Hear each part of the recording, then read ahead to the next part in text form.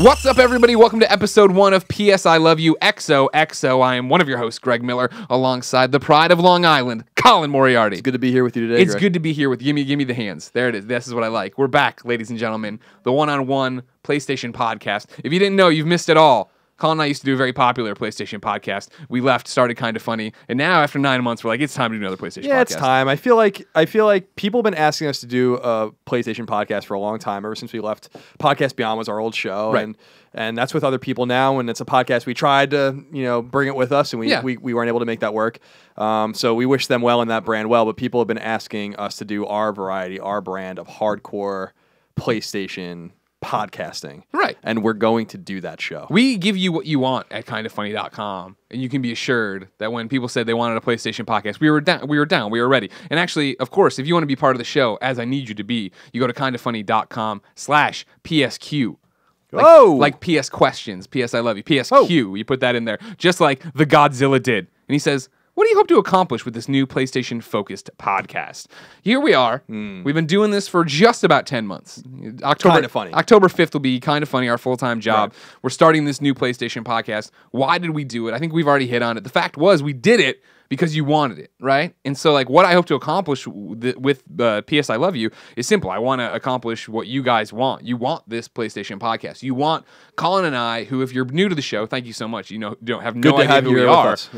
For 8 years, we both covered PlayStation nonstop. That was our beat. A lot of people want to throw that in our face and say, "Oh, you're PlayStation fanboys. Oh, you're horrible." Oh, well. Yeah, well, they go away and we don't have to worry about it. But for everybody else, they realize that it's just like the Mets or the Jets beat reporter, right? That's what we knew inside and outside. That's the context we have. That's the news we get. That's the scoops we get. The developers, the sources, all that kind of stuff.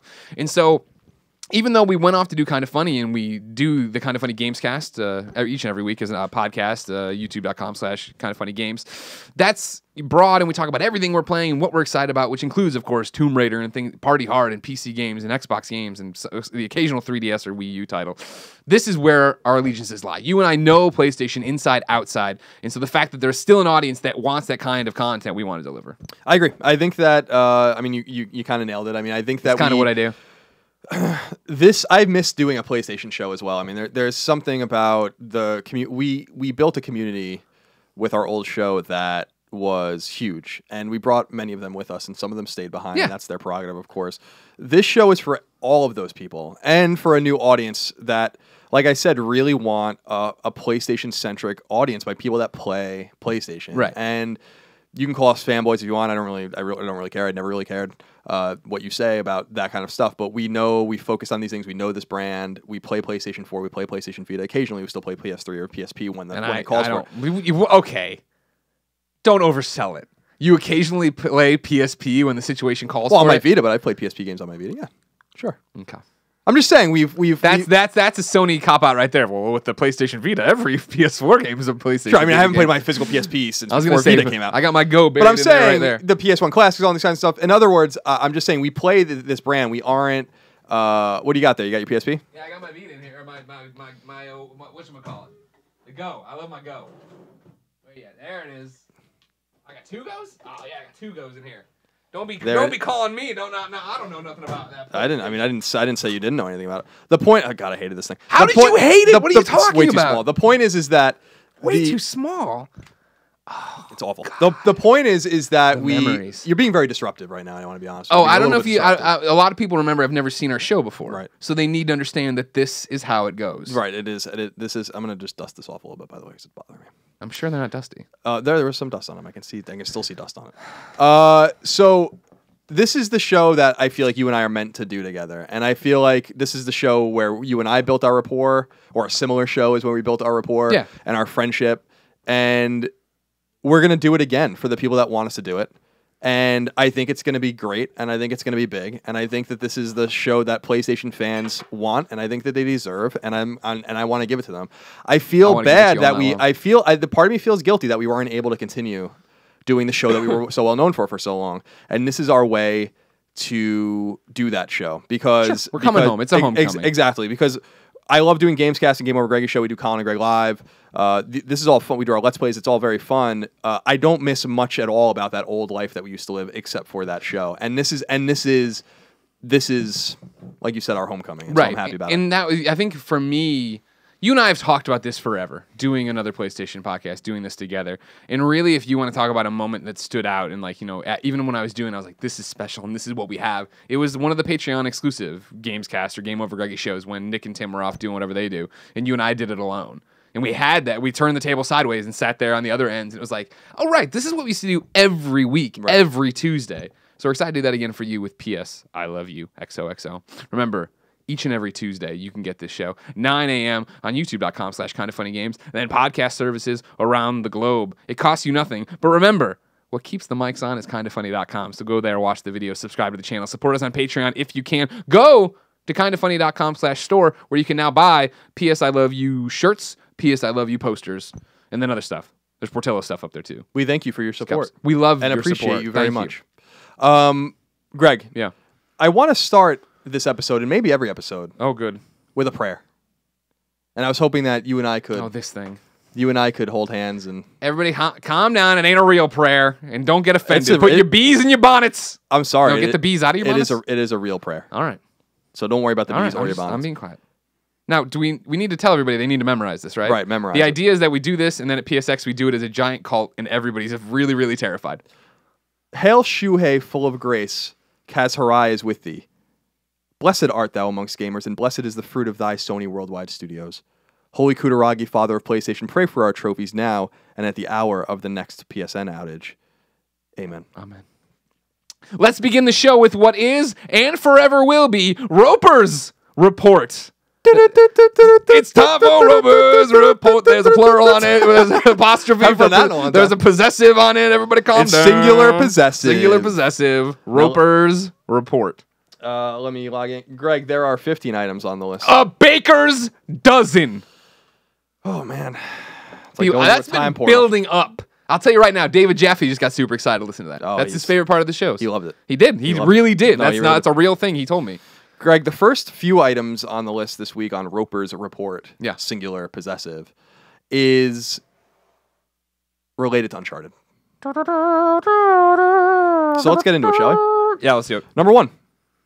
In the most recent issue of OPM, Neil Druckmann spoke about why Uncharted 4 at Thief's End was delayed from its original launch window in late 2015 to the first half of 2016. Here's what he had to say, Greg. Lay it on me. Quote, "It was a very hard decision."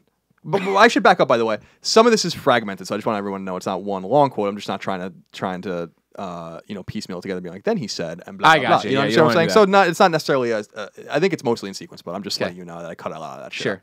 How distracting is the monitor behind me? Because I see I'm your eyes dart from mine over there all the time. I'm just looking at the timer. Okay. "It was a very hard decision." This is the quote. "The Last of Us was the first game we ever delayed by a month, and we felt so guilty and so horrible having to do that. And yet shipping a game that wasn't up to our vision would have felt worse.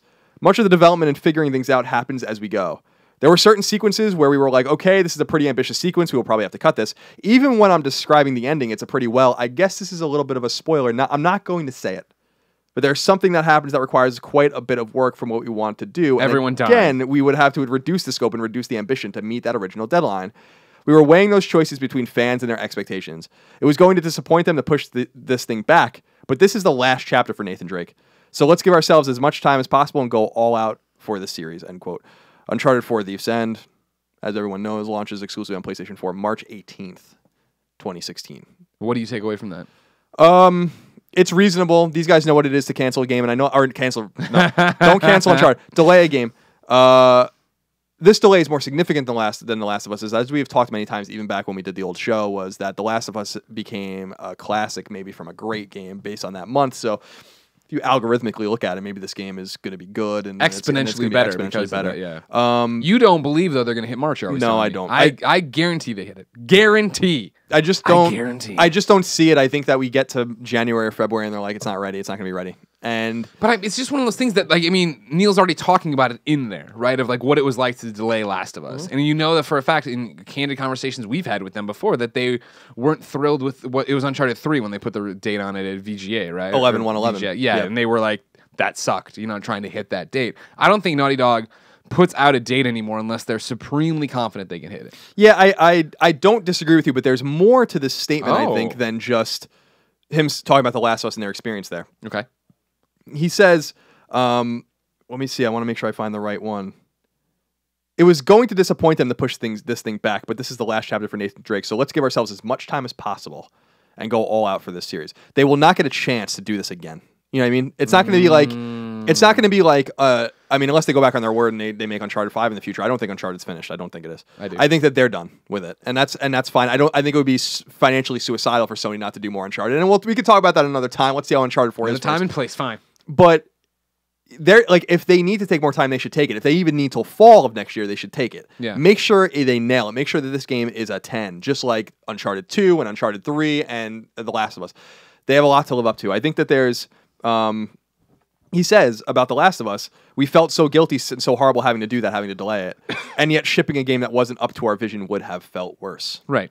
And I think that it's possible they reach January, February, and we're just not ready. I think they've put it into already being there, where they know what they have, they know how close they are. I think they're going to make it. I hope so. This is one of those things. Same with Persona. When you were right, well, you were more banging the drum than I was. So I'm not going to take a Colin was right moment here. But with Persona, pound it out, with Persona, I'll pound it out later. Yeah, we will. What Persona 5's? You know, we were saying it's not coming out this year. It's not coming out this year. I really hope that was wrong, even though it was obvious that it wasn't coming out this year. I hope I'm wrong. I hope that they nail March 16th and stuff. There just seems to be weird things. Like they still seem to be doing pickups and a lot of motion capture as of like last month, and I just don't understand how you work that all into the game unless they're already maybe working on DLC or something, because they are doing single player DLC. I don't know. We'll see. They're perfectionists. What we saw at E3, what we saw at PSX, what we saw at GameStop Expo looks phenomenal. If it's all like that, this is going to be extraordinary. Yeah. You know, so take your time. But maybe this is all the time they need. Greg, number 2. Let's hit it. And what could be the same OPM article, but one cited by PSU. Okay. Druckmann also discussed very loosely the overarching theme of Uncharted 4 Thieves, and he says, quote, with Uncharted 4, as we were building it, we were realizing more and more what the theme is. It's that balance between pursuing your passions and being with the ones you love, and what happens when you have to choose between those two things. Is there a way to reconcile that? That's the message of this game, and everything is constructed around that very simple concept. End quote. What do you think of that? I like it, but it doesn't sound... It sounds like the usual theme of Uncharted. You know what I mean? That's the one thing. And maybe that is... Maybe because you have the collection story on here? Yes. Well, I mean, depends on what you're talking about. With Golden Abyss? Yeah. Yeah, we'll talk about that. All right. Well, then I'll save... Is that next?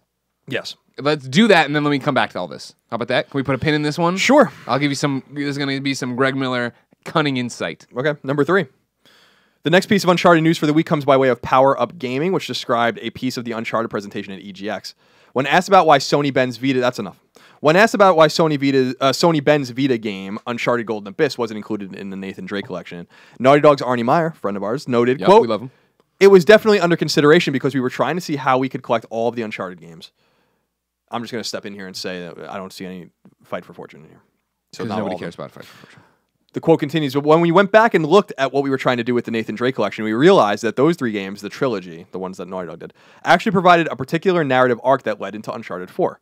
We wanted to keep that as holistic collection for that reason, and Golden Abyss kind of lives a little bit outside of that, end quote. So there you go. I think that tells you a little bit, like, does this new Uncharted 4 theme sound like the previous Uncharted themes? Yeah? And it seems like that's the point, right? Like, what we know right now is Sam and Nate, right? Mm-hmm. Brothers. Sam's been gone forever. Now he's back. They got to figure this out. We know from the end of the E3 extended demo, Elena shows up. She's been betrayed a bit. Doesn't understand. You thought Nate was off on some other job that wasn't this job. So already, I feel like with Nate and Elena, we're starting in the same place 2 and 3 started in, which as usual, I'm bummed out by. I'm always the guy who's like, I love Elena and I do love Elena and all that stuff.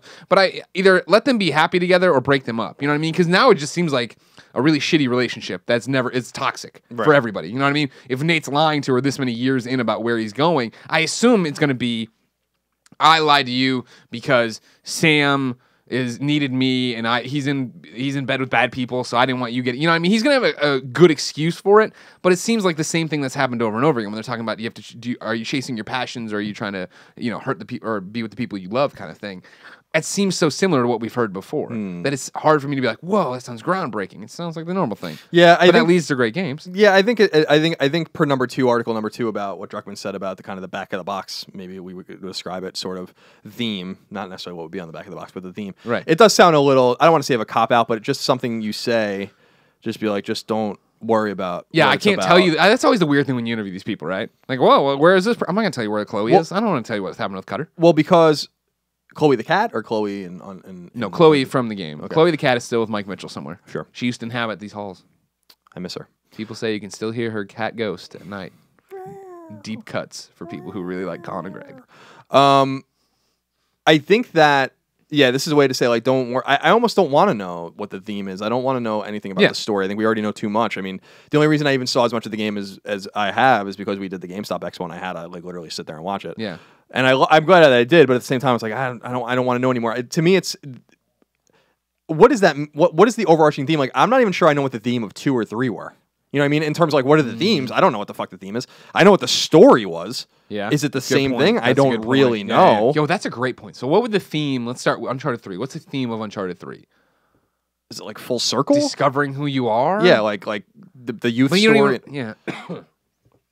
How much the people in your life mean to you? You know what? Let's put it out to the audience. Go to the forums and let us know what you think of the themes are. PSQ for questions. And you can tell us the theme of Drake's Fortune 2 or 3 or whatever you want. You can tell us the theme of your own life. It's not really relevant to this question, but you can tell us that if you want. As far as Golden Abyss not being included, I'm sorry, what were we going to say? Kindafunny.com/forums. We'll just make a new post for this on our PS I Love You. Golden Abyss. Towards Golden Abyss, item number 3. I think that Golden Abyss wasn't included probably because it thematically doesn't, it is a Drake story. It takes place in between 1 and 2, doesn't it? Yeah. So isn't it? Or is it a prequel? It's a prequel to 1 even. So it is a Drake story. Yeah. So I don't necessarily buy that it doesn't. And I do believe Naughty Dog and Amy and others had some sort of say in the story. They signed off on it. I don't know exactly the nature of it. We talked about it a little bit when I was there to write my piece on them, but that was a while ago. And I talked to Sony Bend about it too, but I don't really remember the ins and outs of those conversations. I will say that it seems more likely that Golden Abyss wasn't included because it's probably a time, money, and resources issue. Yeah. It's not. I'm not saying Blue Point Games is a master of porting. They might be the greatest port house in the entire world. Blue Point Games, the master of porting. Well, they do it for everyone, and they do it for a lot of different consoles. I've talked about it before. They did Titanfall on Xbox 360. They did pretty much all of the collections for Sony. They brought a lot of games to Vita. They did Metal Gear. This is what they do. They don't make games. They port. They understand code, and they get games over. And getting a game from PS3 to cell processor to PS4 is probably difficult, and I'm sure that they worked hard on it. Getting Vita game to PS4 is going to be a different story, not necessarily because of how it runs and in terms of its dimensions, which are things that they'd have to deal with, but also touch functionality, front touch, back touch. That game uses the Vita almost more than any other game.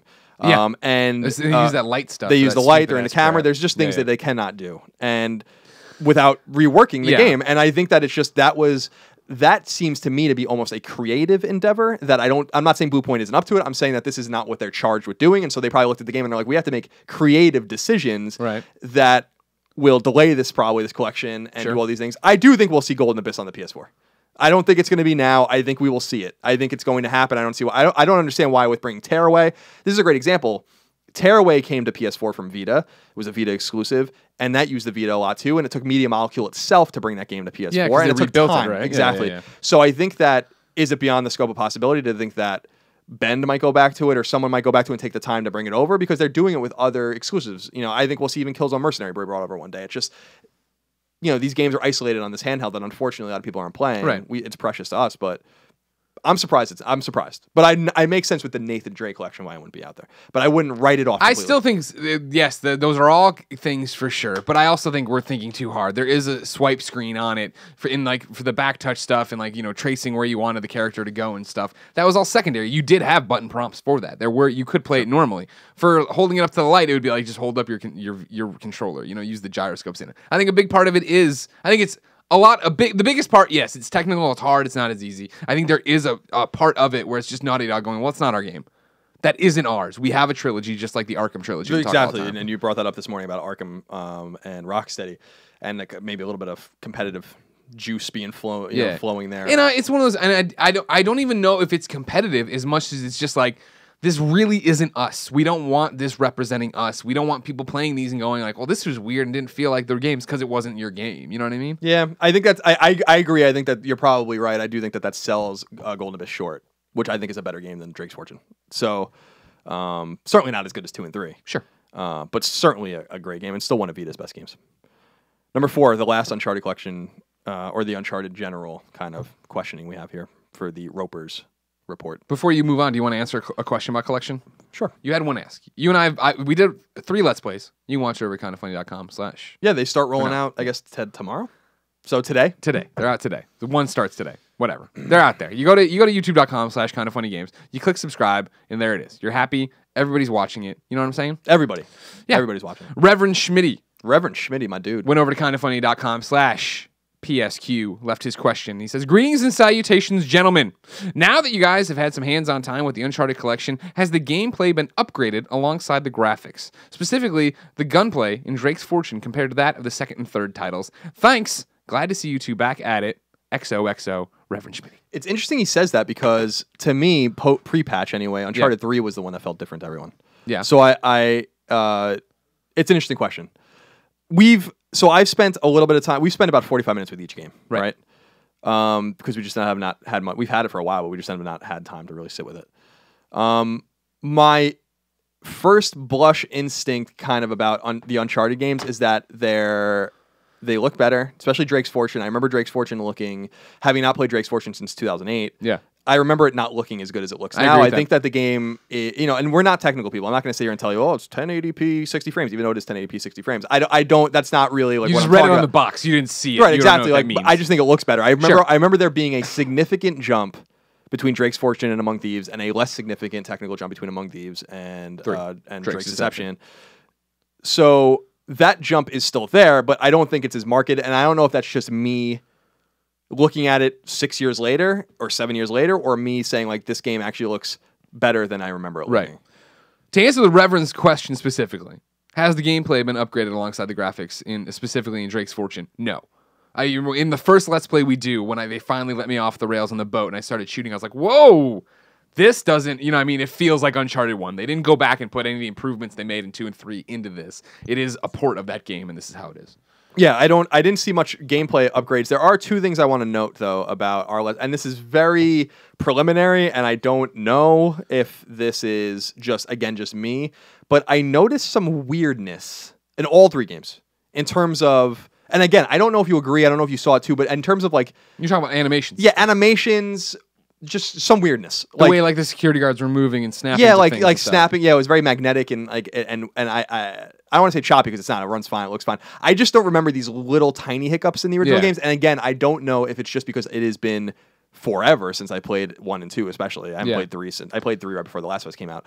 Again, to get the platinum, but 1 and 2 I've not played in a long time. I don't think I played 2 since 2009. And that's the hard thing about it, right? Is it one of those cases of this is your memory playing tricks on you? You remember Uncharted being awesome and looking awesome and the gameplay, but you didn't have anything to compare it to. Right. So now to go back and play it again, like, is it always like this? I don't know. I'm with you that, there were herky-jerky movements, and I was like, is that...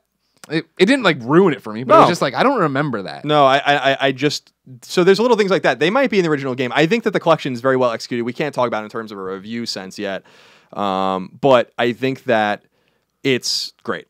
And you owe it to yourself, whether you played these games before or are playing them for the first time, to play them again. Because I think that they're just so important. Yeah. Especially for PlayStation gamers. It's such a convenient week for us to start PS I Love You XOXO, because Uncharted really is the seminal PlayStation 3 experience that's now being brought to PlayStation 4, with the exception of maybe The Last of Us, but the Naughty Dog experience. Right. And I think that it's very positive. So Blue Point does a good job. Yeah, great job. So we'll leave it there for now, but I will say number 4 on Roper's report is Uncharted: The Nathan Drake Collection comes exclusively to PlayStation 4 on October 6th in North America.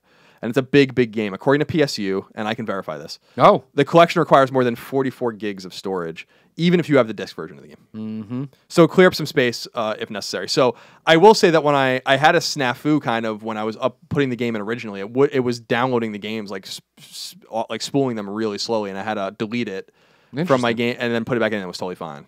So you might run into a similar hiccup. There is going to be a day 1 patch that might fix whatever issue I ran into, or it could be a one-off kind of thing. My PS4, I feel like my PS4 is dying. I don't really know. I hate that feeling. It's like mine was getting louder the other day, and it's like it turned on like in the middle of the night the other night, and pushed the disc out and just sounded like it was trying to. News bears. And tried to sound like it was trying. Steimers did that for a long time, where it would just spit discs out for no reason. Like, so I don't know if I should send it in or whatever. Buy a new one. Whatever. So that's that. Number 5. No more Uncharted talk. Unless we're done with Uncharted, except for I had questions in here. Good. Do you want to read them now, or do you want to save them for later? I mean, It's your call. I feel like now I have to because you kind of called me out on it. It might make sense. It might be a little more. It's probably the biggest. Like, there's been a lot of questions that have come and gone since in our time. You know, whether the old show, the time without a show, and now this show. I think this is probably the most important Uncharted 4 question. It comes from, of course, kindoffunny.com/KFQ. Cam Across says, Greg, do you still think that there will be a reference to Madagascar in Uncharted 4? P.S. You'll owe Garfep a pizza if there is none. I still think there'll be a zebra and a hippo, and there'll be some kind of reference to the movie's Madagascar. Why do you in think the Madagascar sections of Uncharted 4?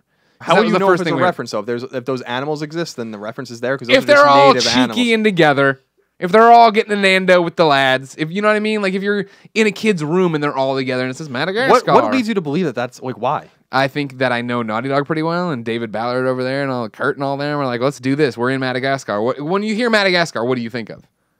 You think of the hit animated film Madagascar. I don't. I think of the island country off the southeast coast. This is why you don't make games. You're not an artist. You don't understand art. Fair enough. I don't. Number 5.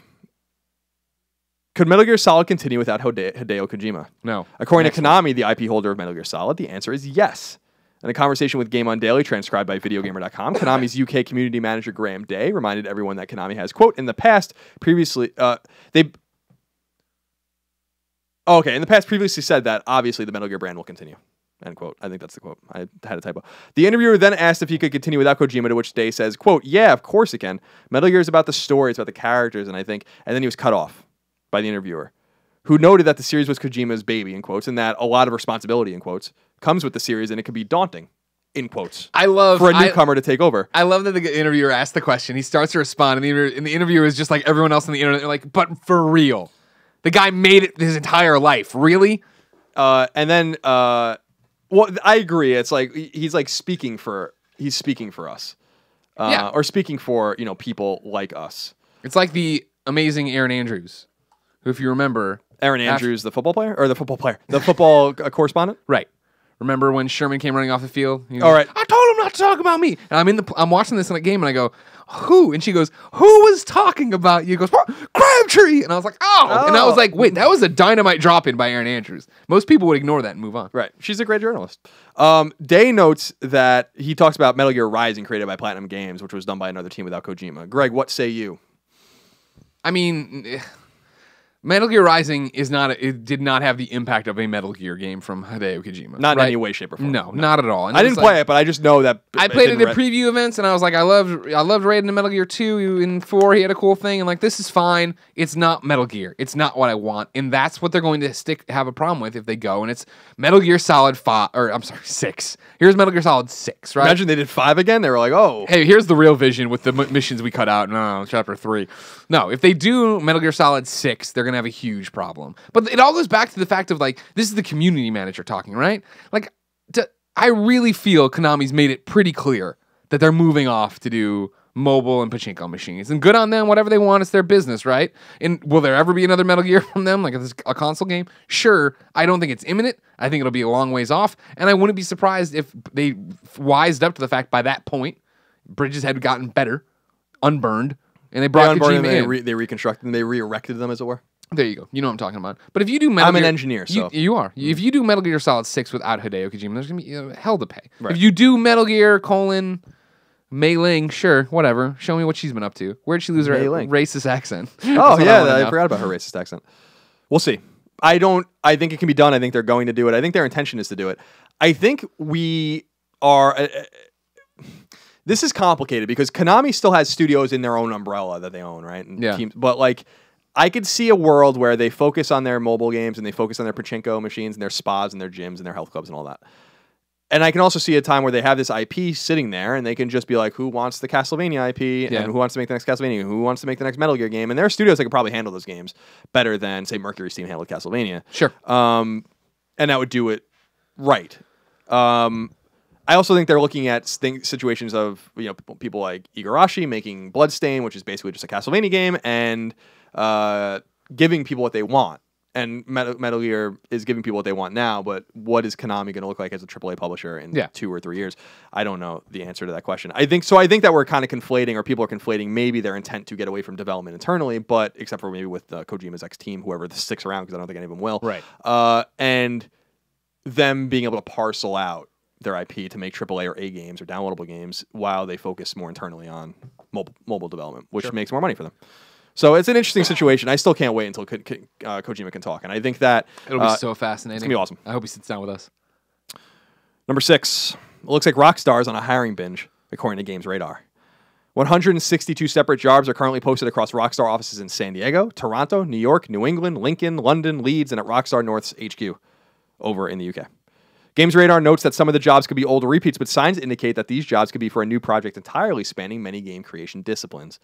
Here are some snippets of the job description dug up by the site. So the following is what I want to be clear what Games Radar wrote. Right. Because I tried to it makes more sense to just read the article. GamesRadar.com. Quote, the standout line from all the jobs is this gameplay designer position that asks for, quote, advanced physical and digital prototyping skills to establish the pillars of the asymmetrical cooperative stealth experience required, end quote. Going through the other 161 roles shows a focus on human animation and physics and talk of big open worlds. There's an animation systems R&D programmer expected, quote, to help us in developing advanced animation systems for large open world character-based games, end quote. There's mention of physics-based destruction and a lot of things like, quote, physical impact reactions against characters using physics and physics-based destruction, end quote. In fact, a high degree of skill in physics is mentioned a few times, as well as things like, quote, a basic understanding of human motion and biomechanics, end quote. Creating something with a high level of animation and procedural physics-based action seems to be the thrust overall. There's talks of weapons rigs, third-person stuff, end quote, creating the illusion of densely populated worlds, end quote. All of which ties into the idea of some kind of third-person shooter. However, throwing in a few curveballs or vehicle artist jobs asking for, quote, a deep understanding and love of car culture, end quote, and a character artist with, quote, an appreciation and understanding of fashion and street style. Now, I don't agree with the conclusion that this sounds like a third-person shooter necessarily. A new co-op game. Some of it could. Yeah. And I'm sure what they're doing is hiring for multiple projects. You get moved around in studios. This sounds like Grand Theft Auto to me. Right, me too. But when it gets to the car culture and it gets to the pop culture stuff, the fashion. Right. You're like, yeah, okay, well, it's GTA, right? That's what it is. Yeah, like I don't quite understand the conclusion that this is necessarily for new things. I'm sure that they're making new games. Yeah. There's a few things worth noting here. A, none of it sounds like it can necessarily be for Red Dead, which I think has been in development for a long time and might be ready to go in the next year. So they wouldn't be really necessarily hiring for that. And that's probably coming out of San Diego. The talk of physics-based destruction, Just Cause GTA. weapon rigs, creating the illusion of densely populated worlds, deep understanding and love of car culture, understanding of fashion and street style. It's all Grand Theft Auto. It's not necessarily to say that it's not. I just don't see that the conclusion necessarily can be drawn that this is not for GTA Online or not necessarily GTA 6, because I don't think they're going to do that, but a GTA Vice City version of GTA 5 or something, which I don't think they should do either, but or DLC. Exactly. That's the biggest... I mean, that's what I miss the most from GTA 4, right? Was the Ballad of Gay Tony. Was the Lost in the Damned. It's like, I would... you have such an awesome thing with GTA 5. That Los Santos is so cool.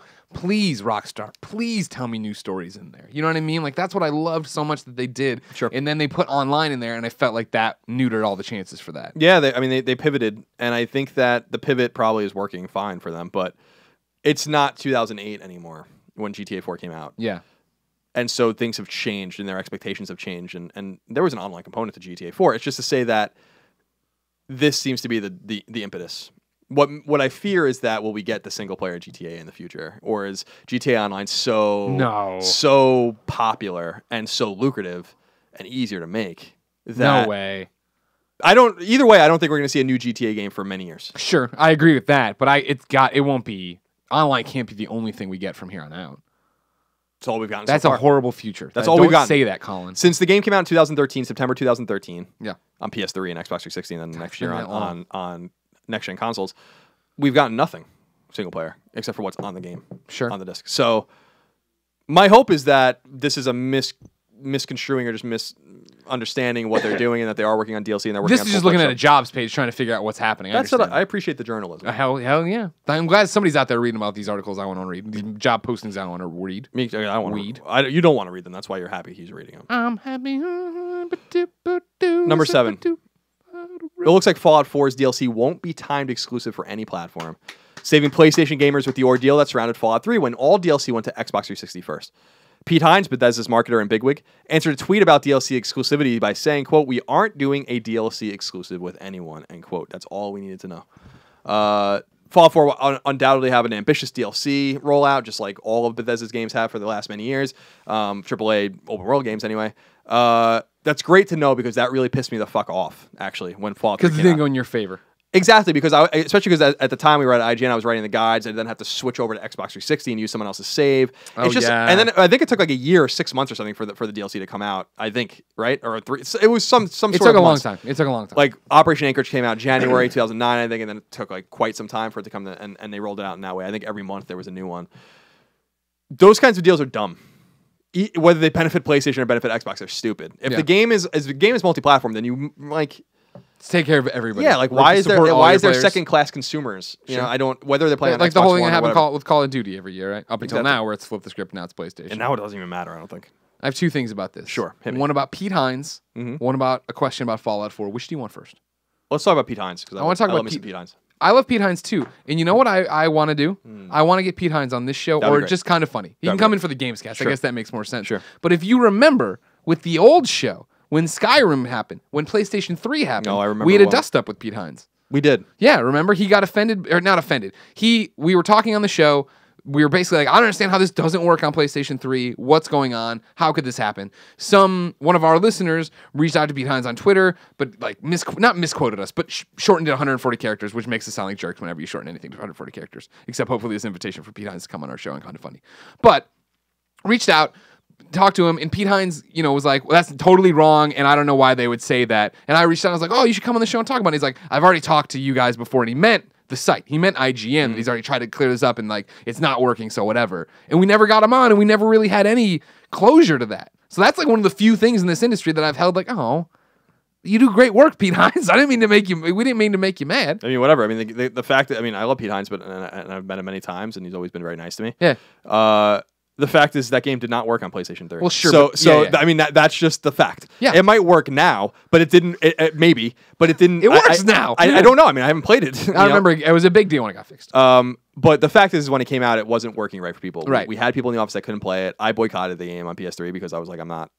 As in solidarity with my brothers. In reality, what happened is you were already burned out on the game, and then it just happened that there was this glitch. And why then do you know me so well? Because I lived it. You always joke about revisionist history. You are the biggest on the revisionist. Don't worry about what I'm doing. I'm just letting you know really what happened. But yes, Pete Hines needs to come to Kinda Funny. We need to get him on the Gamescast. We need to talk about Fallout and everything else. I'm just saying that we weren't attacking anyone individually. Oh, no, 4 years ago. Yeah. It was that the game really didn't work. But what I'm saying, and what he took not offense to, because that makes it sound like we were in a giant fight, what he took issue with was what we were saying about why it was broken. Sure. And we're talking from to completely, consumer standards. Well, it was like, don't leave any doors open. Don't drop things, because then the game remembers. Whatever. It was all about PS3's architecture and how the 512 megabytes of RAM were split up between graphics and running the game. That's why Mark Cerny comes out PS4. He's like, don't worry, we fixed everything. Sorry, you have another question about Fallout 4. Well, I'm just telling Pete Hines to come. Everybody tweeted Pete Hines. Tell him to come on. Be nice to Pete Hines. Yes, everybody be nice to him. Let's not get to go down that. This one comes from kindafunny.com/PSQ. Again, show's called PS I Love You Questions. It makes sense. PSQ. It comes from our good friend Ignacio Rojas. Having fun. That was very well pronounced. I just go really fast so that I'm doing it, because I'm sure I butcher it every time I say it. But I know we've known it. Ignacio Rojas. Having played previous Fallouts and knowing what you know about Fallout 4, do you see it being more probable for Fallout 4 winning Game of the Year or Phantom Pain? Phantom Pain or Fallout 4 for Game of the Year? Fallout 4. There's 2 reasons I think that. Yeah. One, I think, is most important, and it's something I don't think it's intentional, but late games always are more prominent in your mind, right? Yeah. And so I think that's just human nature. It's what you remember more recently. I don't remember the experiences very well I had in January, February, March, April. I don't remember them. You love that Dying Light, though. Dying Light was great, but I'm saying like Dying Light is a great game. Yeah. And I love it. It's a really great game, but I don't remember it beat for beat. The parts I play, I didn't beat the game. Like I'm gonna remember Uncharted, or like I remember Uncharted 3 in 2011, for instance, or Journey that year, which was Game of the Year that year. Or no, it was 2012. So that's a good example. Journey and Unfinished Swan and all these kind of later games. I think that that's going to play in, and I think that authentically, not having played Metal Gear Solid 5, but understanding why people like it and the things that they like about it, Fallout 4 will probably do those things better. And so, open world gameplay probably going to be better in Fallout 4. Mechanics, the amount of things to do. Yeah, the amount of things to do, side quests, living, breathing world, an interconnected world, characters. My instincts tell me that Fallout 4 probably beats Metal Gear in every way, or will beat Metal Gear in every way, except for maybe pure gameplay, which is where VATS and all that kind of stuff comes in, which is kind of the crutch of the game. But they talk about working with id now. Well, I mean, if it runs like an id game, then that's going to be a nice I think step. that might actually been a story while you were gone, when you were on vacation. I knew you were off. That is running on id tech? That they brought them in to do their shooter stuff, to have it, yes. Yeah, because they needed that. Totally. And I think Metal Gear's gameplay is probably really very top-notch. Yeah. I'm not, as someone who had not played Metal Gear and we've not played Fallout, this is just conjecture. You probably have a better point of view having spent such an intimate amount of time with Metal Gear. Every time I talk about Game of the Year, and people, even when we were talking in the summer about Game of the Year, people would bring it up, I would always say, yeah, this is my Game of the Year for now. But I know that Metal Gear and Fallout are coming. And now it is, Metal Gear Solid is my Game of the Year, but I know that Fallout is coming. You know what I mean? So, like, Fallout is the next giant contender to walk in and be like, let's see what this game has, right? Do I think it'll win? I bet. I don't think it's going to win unanimously. As I've said, you and I have a bet on the forums that from whatever, we listed 10 websites. We listed 10 organizations, and one of them I say we'll give it to Witcher. But I think you're going to see a few Witcher, and I think you're going to see a giant split between Metal Gear and Fallout. We'll see. I think I think that one of those 10 sites will select Rocket League. No, 100%. That's a really good point. Like, that is going to be something that comes along and definitely shakes things up. It's going to be very, very interesting. Great game. Yeah. Good job, Jeremy. Great job, Jeremy. Do you know that Jeremy's other Jeremy, like Sony San Diego Jeremy's name on Twitter is Great Job, Jeremy? No, I didn't know that. Number 8. Everyone's excited for Star Wars Battlefront except me, which means this is news worth talking about. EA has revealed that the Star Wars Battlefront beta will come to PlayStation 4 on October 8th and run through October 12th. It's a so-called technical test that will allow players to play as both the Rebellion and the Empire. 3 map scenarios will be available during the beta: Walker Assault on Hoth, Drop Zone on Sullust, and Survival Mission on Tatooine. Registration for the beta isn't necessary. The download necessary to partake will run about 7 gigs. Progression will be deleted, so don't get too attached to your statistics. Yeah. Will you partake? I will taste. You're gonna have a taste? I will jump in and play a little bit, but then I'm not gonna go much, because that's the problem with betas. And especially for something that's multiplayer, where I'm gonna do it over and over and over again. And honestly, that means I'm not going to do it. You know what I mean? Like, I'm not gonna play a lot of Battlefront. So it would have to be so good. Now, granted, that happened with Titanfall, where it caught me off guard. I played it a lot. You know what I mean? Yeah, I'm gonna try it. I'm gonna see what it's about, but it'll be something I cut off pretty quick in terms of if I like it. Even if I don't like it, I'll cut it off quicker. But if I'm into it, I'm gonna be like, all right, cool. I'm pumping the brakes and waiting. Sure. I'm gonna cut it off. Yeah, I again, the game looks fucking awesome. I just wish I can play a campaign. Speaking of which, number 9. Oh, I know where this one is. There's 2 of these kinds of stories, but this is the first really? one. Yeah. Looking forward to playing Rainbow Six Siege's campaign. Bad news, it won't have one. What Culture just transcribed a portion of an EGX 2015 panel in which the game's art director, Scott Mitchell, noted, quote, "There is no story mode per se. You go through training where you get to experience different operators and their devices. You can play against enemy AI and co-op through all of the maps. You can customize matches, so that's what we're offering on the single-player side of things. It's a pretty good training ground, and on top of that, you're unlocking the same content as you would playing in PvP. You're still gaining stars, renown points, and new operatives," end quote. And I just wrote here, I guess these guys never heard of Titanfall and Evolve. Burn! This bodes badly for this game, I think. And I Rainbow Six, in my experience, having played the old games, I haven't played Rainbow Six in years, but I liked playing the campaign in Rainbow Six, and a lot of people... How long were they? I don't remember these. I don't remember how long they were. I remember them being quite pleasing to play. Okay. And I was so into Rainbow Six 3, as I've talked about before, that I would kill my whole squad and play them myself. Yeah. Because you're a badass. Well, because I was just like, that's what we used to do when we couldn't afford a new game. I mean, just like, how many different ways can I play this game? Right. I just think, it sounds like there's going to be single-player functionality. Yeah. Where you can train, basically, and unlock things, but no campaign, no story mode, as he says, no story mode per se. Yeah. This is problematic, and this isn't the only game that doesn't have a Were campaign. you excited for this, though? Like, in general, did Siege ever do anything for you? Well, we went to GameSpot and played it. I enjoyed it. Yeah, me too. I would have played that against the computer, for sure. I would have played the campaign. Would you play it against the computer with me, though, as your partner? Like, if we did a kind of funny thing where, like, we actually got into this, and I don't mean, like, for Let's Play. I mean, like, we're all into this game. You know what I mean? Like, would you play with other people that way, where it's, humans versus AI? Because that exists. Terrorist Hunt is in this game. Yeah. No. I understand that. Again, I just want to play it alone in a campaign. Tell me a story. Sure. That's what's so cool. Like, we've lost sight of, like, the Tom Clancy thing. Like, Oh yeah, the story. The Tom Clancy thing. Tom Clancy was a writer of techno thrillers and all these kinds of things. You know what I mean? Like, this is what he did. And that's story driven. And we like totally are getting away from that, which is really bothersome. I'm not saying that he wrote a lot of his late books. He didn't. He sold his name. Yeah.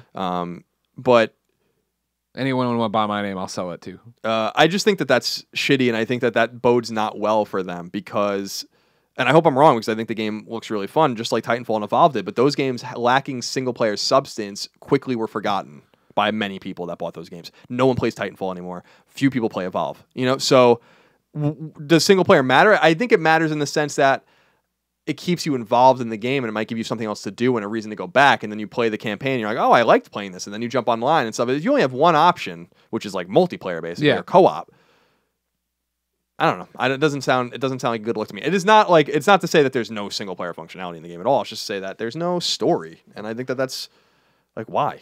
You know? I love you.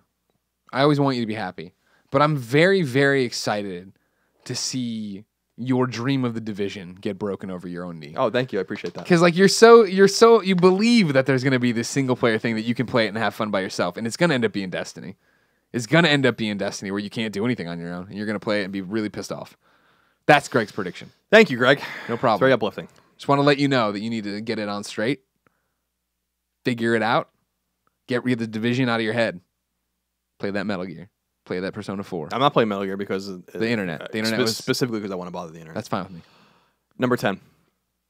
Still hanging on to PlayStation 3 and planning to play Call of Duty Black Ops 3. Bad news, Greg. No, I'm okay. Last gen versions of the game won't even have a campaign. Good. That's right, no campaign at all. In a blog post on the official Call of Duty website, it's noted that, quote, the Black Ops 3, PS3, and Xbox 360 versions will feature multiplayer and zombies gameplay only, not campaign.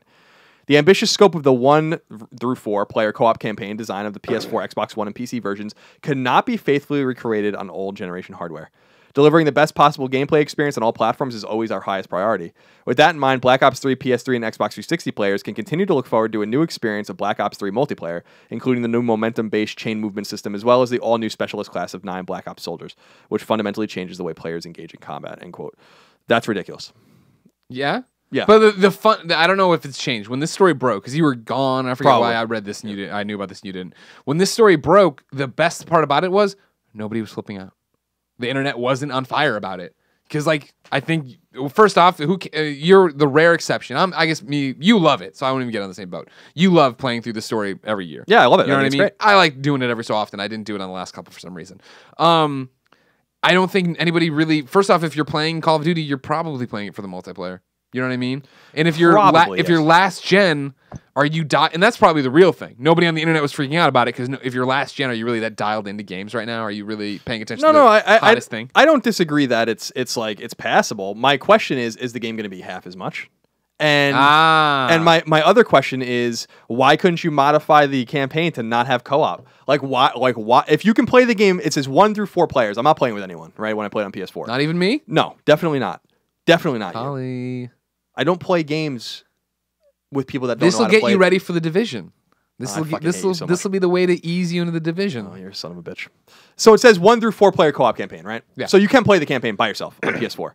So why can't they just make the campaign on PS3 just single player? Too much work. That sounds like bullshit to me. I'm just saying, Uncharted Golden Abyss. That's the one. On the first, you're probably right, but first of all, this is Activision. This isn't Sony. Second of all, I'm just saying, bro. Apples. I don't necessarily think it is apples to apples because the game is supposed to be.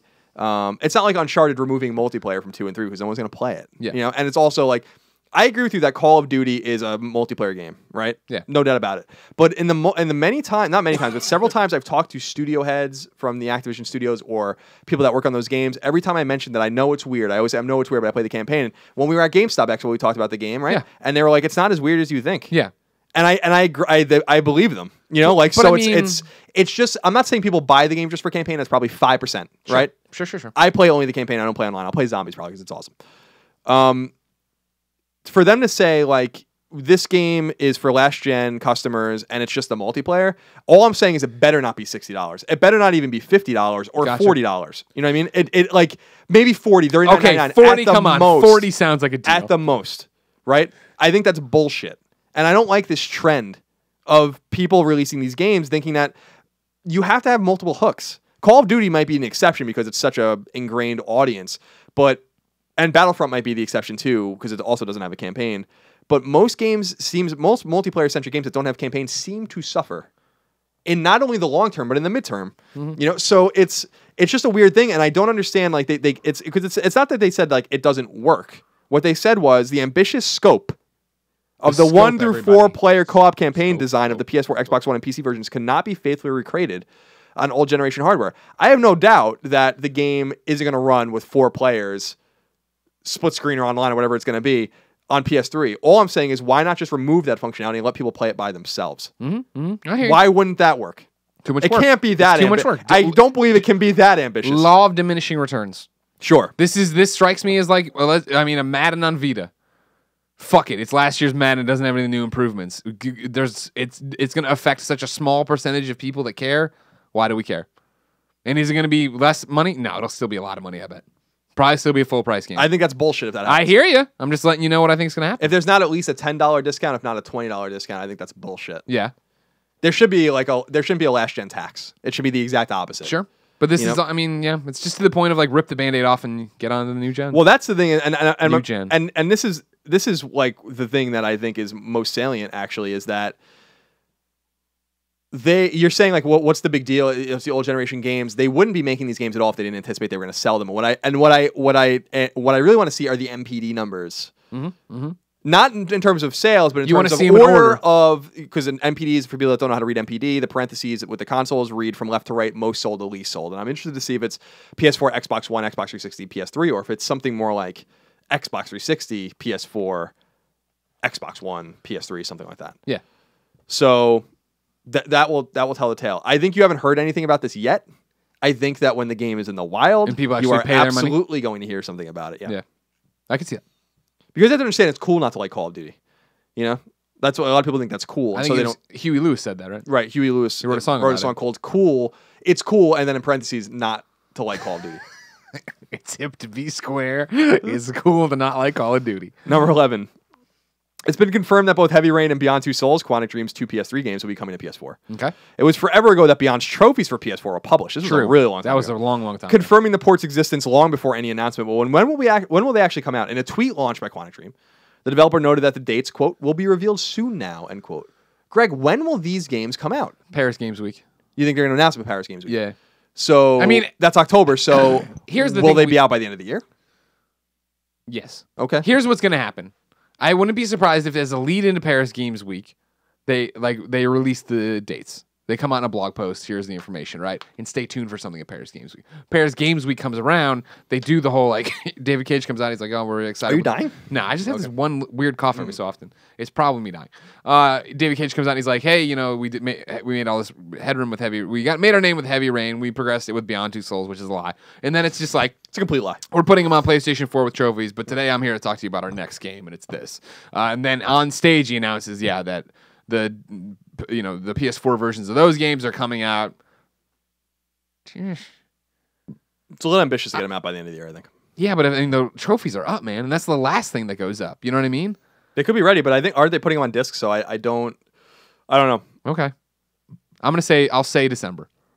I'll say they'll be out by February. I think the Quantic Dreams game will be out in the fall, which makes me at 2016, which I think indicates to me that maybe even hold them till the summer. I think what's going to happen is fall 2016 announced for the next game for Quantic Dream, and it'll get bumped to spring 2017. Yeah, they'll probably need more time. Yeah. Super interested to see. They have, in my mind, I know a lot of people don't agree, or some people don't agree, I think that they have a little redemption to do after Beyond Two Souls. I think that game was a mess. And it wasn't bad. It just, I don't understand what the fuck the game was, and I don't understand why it was out of sequence. That's the one thing I'm like, if it's a storytelling tool, that's great. But this jumping around, it's nonsense. Yeah. It's so different than Heavy Rain. And that's fine, but Heavy Rain was a great game, one of PS3's very best exclusives. Yeah. And it was really disappointing. Sure. That hurt so bad. Yeah. Because it was like, oh, Ellen Page is on board. It's this cool ghost story or whatever. I'm interested in this. And then I sat down. I was like, I cannot get into it. Is it just me? And then I talked to you and everybody else. I was like, okay. It got worse. Yeah. Oh, yeah. The more you played. And it was just one of those things that it didn't make any sense the way things played out. You know what I mean? Some people played it and made these choices that led and they were like, oh, it all made sense. And mine was like, hey, I have a ghost. Cool. Do you want to make out? I was like, wait, what? No, I just told you that I have a fucking entity following me around. React to that. Say something. You know what I mean? Like, yeah, it was too. I think it was the storytelling maybe too ambitious, or at least the execution of the story too ambitious. I was talking about it too. Like, I felt lost in this game. I'm playing this game, and finally we got to like the, I want to say the Native American farm. I don't even remember anymore. And basically, like, so what? You know, what are you doing? They ask you, Ellen Page, and and I'm like, honesty. And she goes, I don't know. And I was like, I'm done.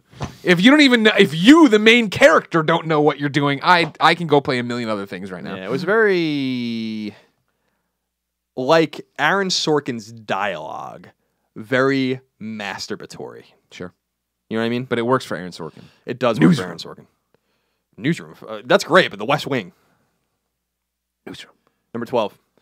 If you love Twitch and want to say, watch Colin and Greg live every day at 11 a.m. Pacific time. Twitch.tv/kindoffunnygames. Then you're in luck. Twitch has announced apps coming to PlayStation 4, PlayStation 3, and PlayStation Vita. We won. All of which will launch in the fall. So I just wanted to throw that out there. That's good. It's about time. It's taken forever. These are native apps, not just... not live from PlayStation stuff. I don't know how Xbox has had it forever, and now it's just finally getting here. I don't know. 3 more. And I saved maybe the most important story that will segue into our topic, whatever the hell we're going to call it. Yeah. So some people might be like, why haven't they talked about this very important story? And that's because I'm saving it. Number 13. Because we're a long-form podcast. We are a long-form podcast. How we've been going a long time. Yeah. Number 13. There's no cap. There's no time cap. Exactly. What we talk about this show, sometimes we want it to be an hour. If it's more, it's more. Right. Will we ever get a new Wipeout game? It's possible, according to Shuhei Yoshida. In a VG 24/7 article citing Yoshida at an EGX panel, he said, quote, never say never. There are many IPs that we kind of stopped iterating with new games. One of the reasons we always love to work on new IP. From my standpoint, I try to balance the number of games in a franchise. In the future, there might be a chance to come back to a game like Wipeout, end quote. It's worth noting that the Sony-owned studio responsible for Wipeout, Studio Liverpool, was closed down in 2012. Though the IP is owned by Sony, and other studios could easily work on the game with permission. Evolution's really good at racing games. Give it to them. Yeah, I mean, with Drive Club selling over 2 million, I mean, I don't know that we've seen the last of Drive Club. Yeah. And this ties into the question we were asked at TwitchCon about Gran Turismo. Now they're balancing all these racers. That's why I think Wipeout doesn't belong in this ecosystem right now, unless they're going to do similar to the Wipeout game on Vita. There wasn't a Wipeout game. No, there was a Wipeout game on Vita and PS3. Yes. Early one. Yes. Or similar to MotorStorm RC, like these little downloadable games. I don't know that a $60 Wipeout game, not that we've seen a retail Wipeout game in a very long time because we haven't. Yeah. Would make sense. And then is that made by first party? And is there really room for that in the ecosystem when you have 2 marquee racing titles? Not to mention racing titles of great renown, from Need for Speed to Forza on multiple platforms or other platforms. It's just a very competitive marketplace. Wipeout is its own beast, for sure. Sure. Hardcore fan base behind it that loves it. But I don't know. Like Chris Roper. I just don't know that, with Studio Liverpool dead, who's going to do it? Yeah. Polyphony's not. They have 2 racing studios. Polyphony's clearly not going to do it, and Evolution, which we thought might be closed at some point, seems to have actually found a hit with Drive Club. Good for them. I don't want anyone to lose their jobs or get closed. It's just so surprising that this game actually found quite the audience. Drive Club might be one of the best-selling PS4 exclusives. So Evolution will live on, and I think that they'll probably make another Drive Club. Although they should just work on making a platform. This brings up a great question of just what the fuck are they going to do with Gran Turismo? Yeah. But we'll talk about that another time. That's just an interesting... I still can't believe Drive Club even exists, to be perfectly honest with you. I'm sure they're glad they made it, but I don't know. When you have a franchise like Gran Turismo, why would you come out and make a Forza competitor? It's weird. I still think it's really weird. It is really weird. Number 14, as usual, we'll end with some new release dates and game announcements. First off, Mighty Number 9, which is coming to PlayStation 4, PlayStation 3, and PlayStation Vita, along with every other console and piece of hardware imaginable, will purportedly be released on February 9th in North America and February 12th elsewhere in the world. No. It could very well be true. I'm sure that they mean for it to be true. They mean for it to be true. This arc of this game's excitement is just plummeting before my very eyes. I just don't even really care. Do you think it'll come back around by the end and you'll be back into it when it's actually coming out? We have the demo. I want to play it and we'll see. Yeah. We'll see. They've been hyping the shit out of this game. It's about time to just fucking release it. Shit or get off the pot. Burned, shit Colin. or get off the pot. Yes, that's the saying. And One Piece Burning Blood has been announced for PlayStation 4 and PlayStation Vita, as well as Xbox One. Spike Chunsoft is the studio responsible for the game, the guys who make Danganronpa. And it will launch in the West in 2016. And Greg, the final piece of news that leads into a story, that leads into a conversation. It's about PlayStation Vita. Number 15, will Sony make a new handheld following Vita? It seems unlikely. At EGX 2015, as transcribed by Eurogamer, the question was posed to Sony's Shuhei Yoshida, to which he responded, quote, "That's a tough question. People have mobile phones and it's so easy to play games on smartphones, and many games on smartphones are free or free to start. I myself am a huge fan of PlayStation Vita, and we worked really hard on designing every aspect. Touch-based games are fun. There are so many games with really good design, but having sticks and buttons make things totally different. So I hope, like many of you, that this culture of playing portable games continues.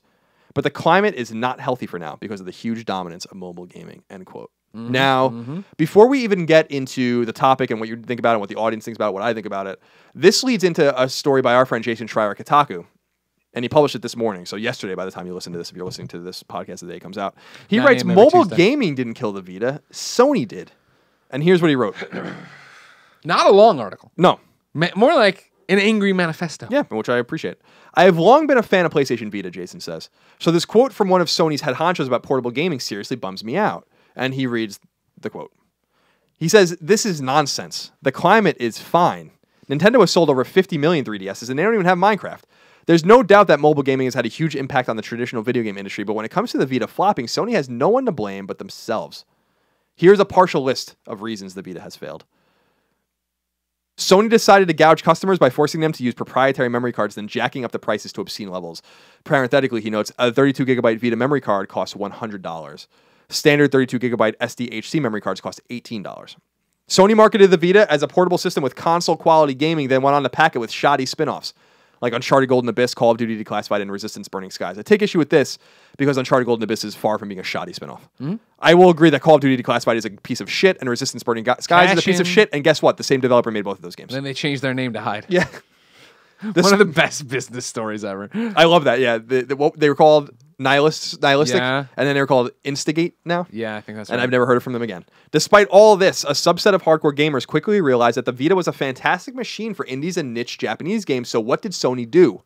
They decided to pivot it as a portable accessory to PS4, as if anyone would dish out an extra $250 to play Destiny on the toilet. Again, not necessarily sure I agree with that, but that's worth noting that shouldn't be the primary factor or motivating factor behind buying a Vita. But that's how they promote it. Sure. So I agree with what he's saying, but I don't necessarily agree that people would not shell out $250 to play Destiny on the toilet, because I believe they would. Destiny would play Destiny anyway. Sure he would. Vita owners also realized that the machine is fantastic for playing old PS1 and PSP games. Sony saw how much money they can make there, and they immediately filled out the PlayStation Store, pleasing fans with truckloads of classic new games every week. Just kidding. They ignored it. Even today, you need to use a silly shortcut just to get old games working on your Vita. Remember the PS2, one of the most successful video game consoles in history? Chock full of great games that can be ported to the Vita in various ways. Someone should remind Sony. Remember BioShock Vita? Laugh my ass off. LMAO, he says. LMAO. Sony has pretty much spent the past 2 years pretending the Vita doesn't exist, ignoring it at every major trade show and convention. It's embarrassing. Sony has publicly admitted that they are no longer making Vita games. Remember when the 3DS launched back in 2011, Jason asks? Remember how hard it flopped? Instead of pulling back and blaming the climate for all of their woes, Nintendo doubled down, releasing new models and filling it up with stellar games to the point where it's now one of the best machines you can buy.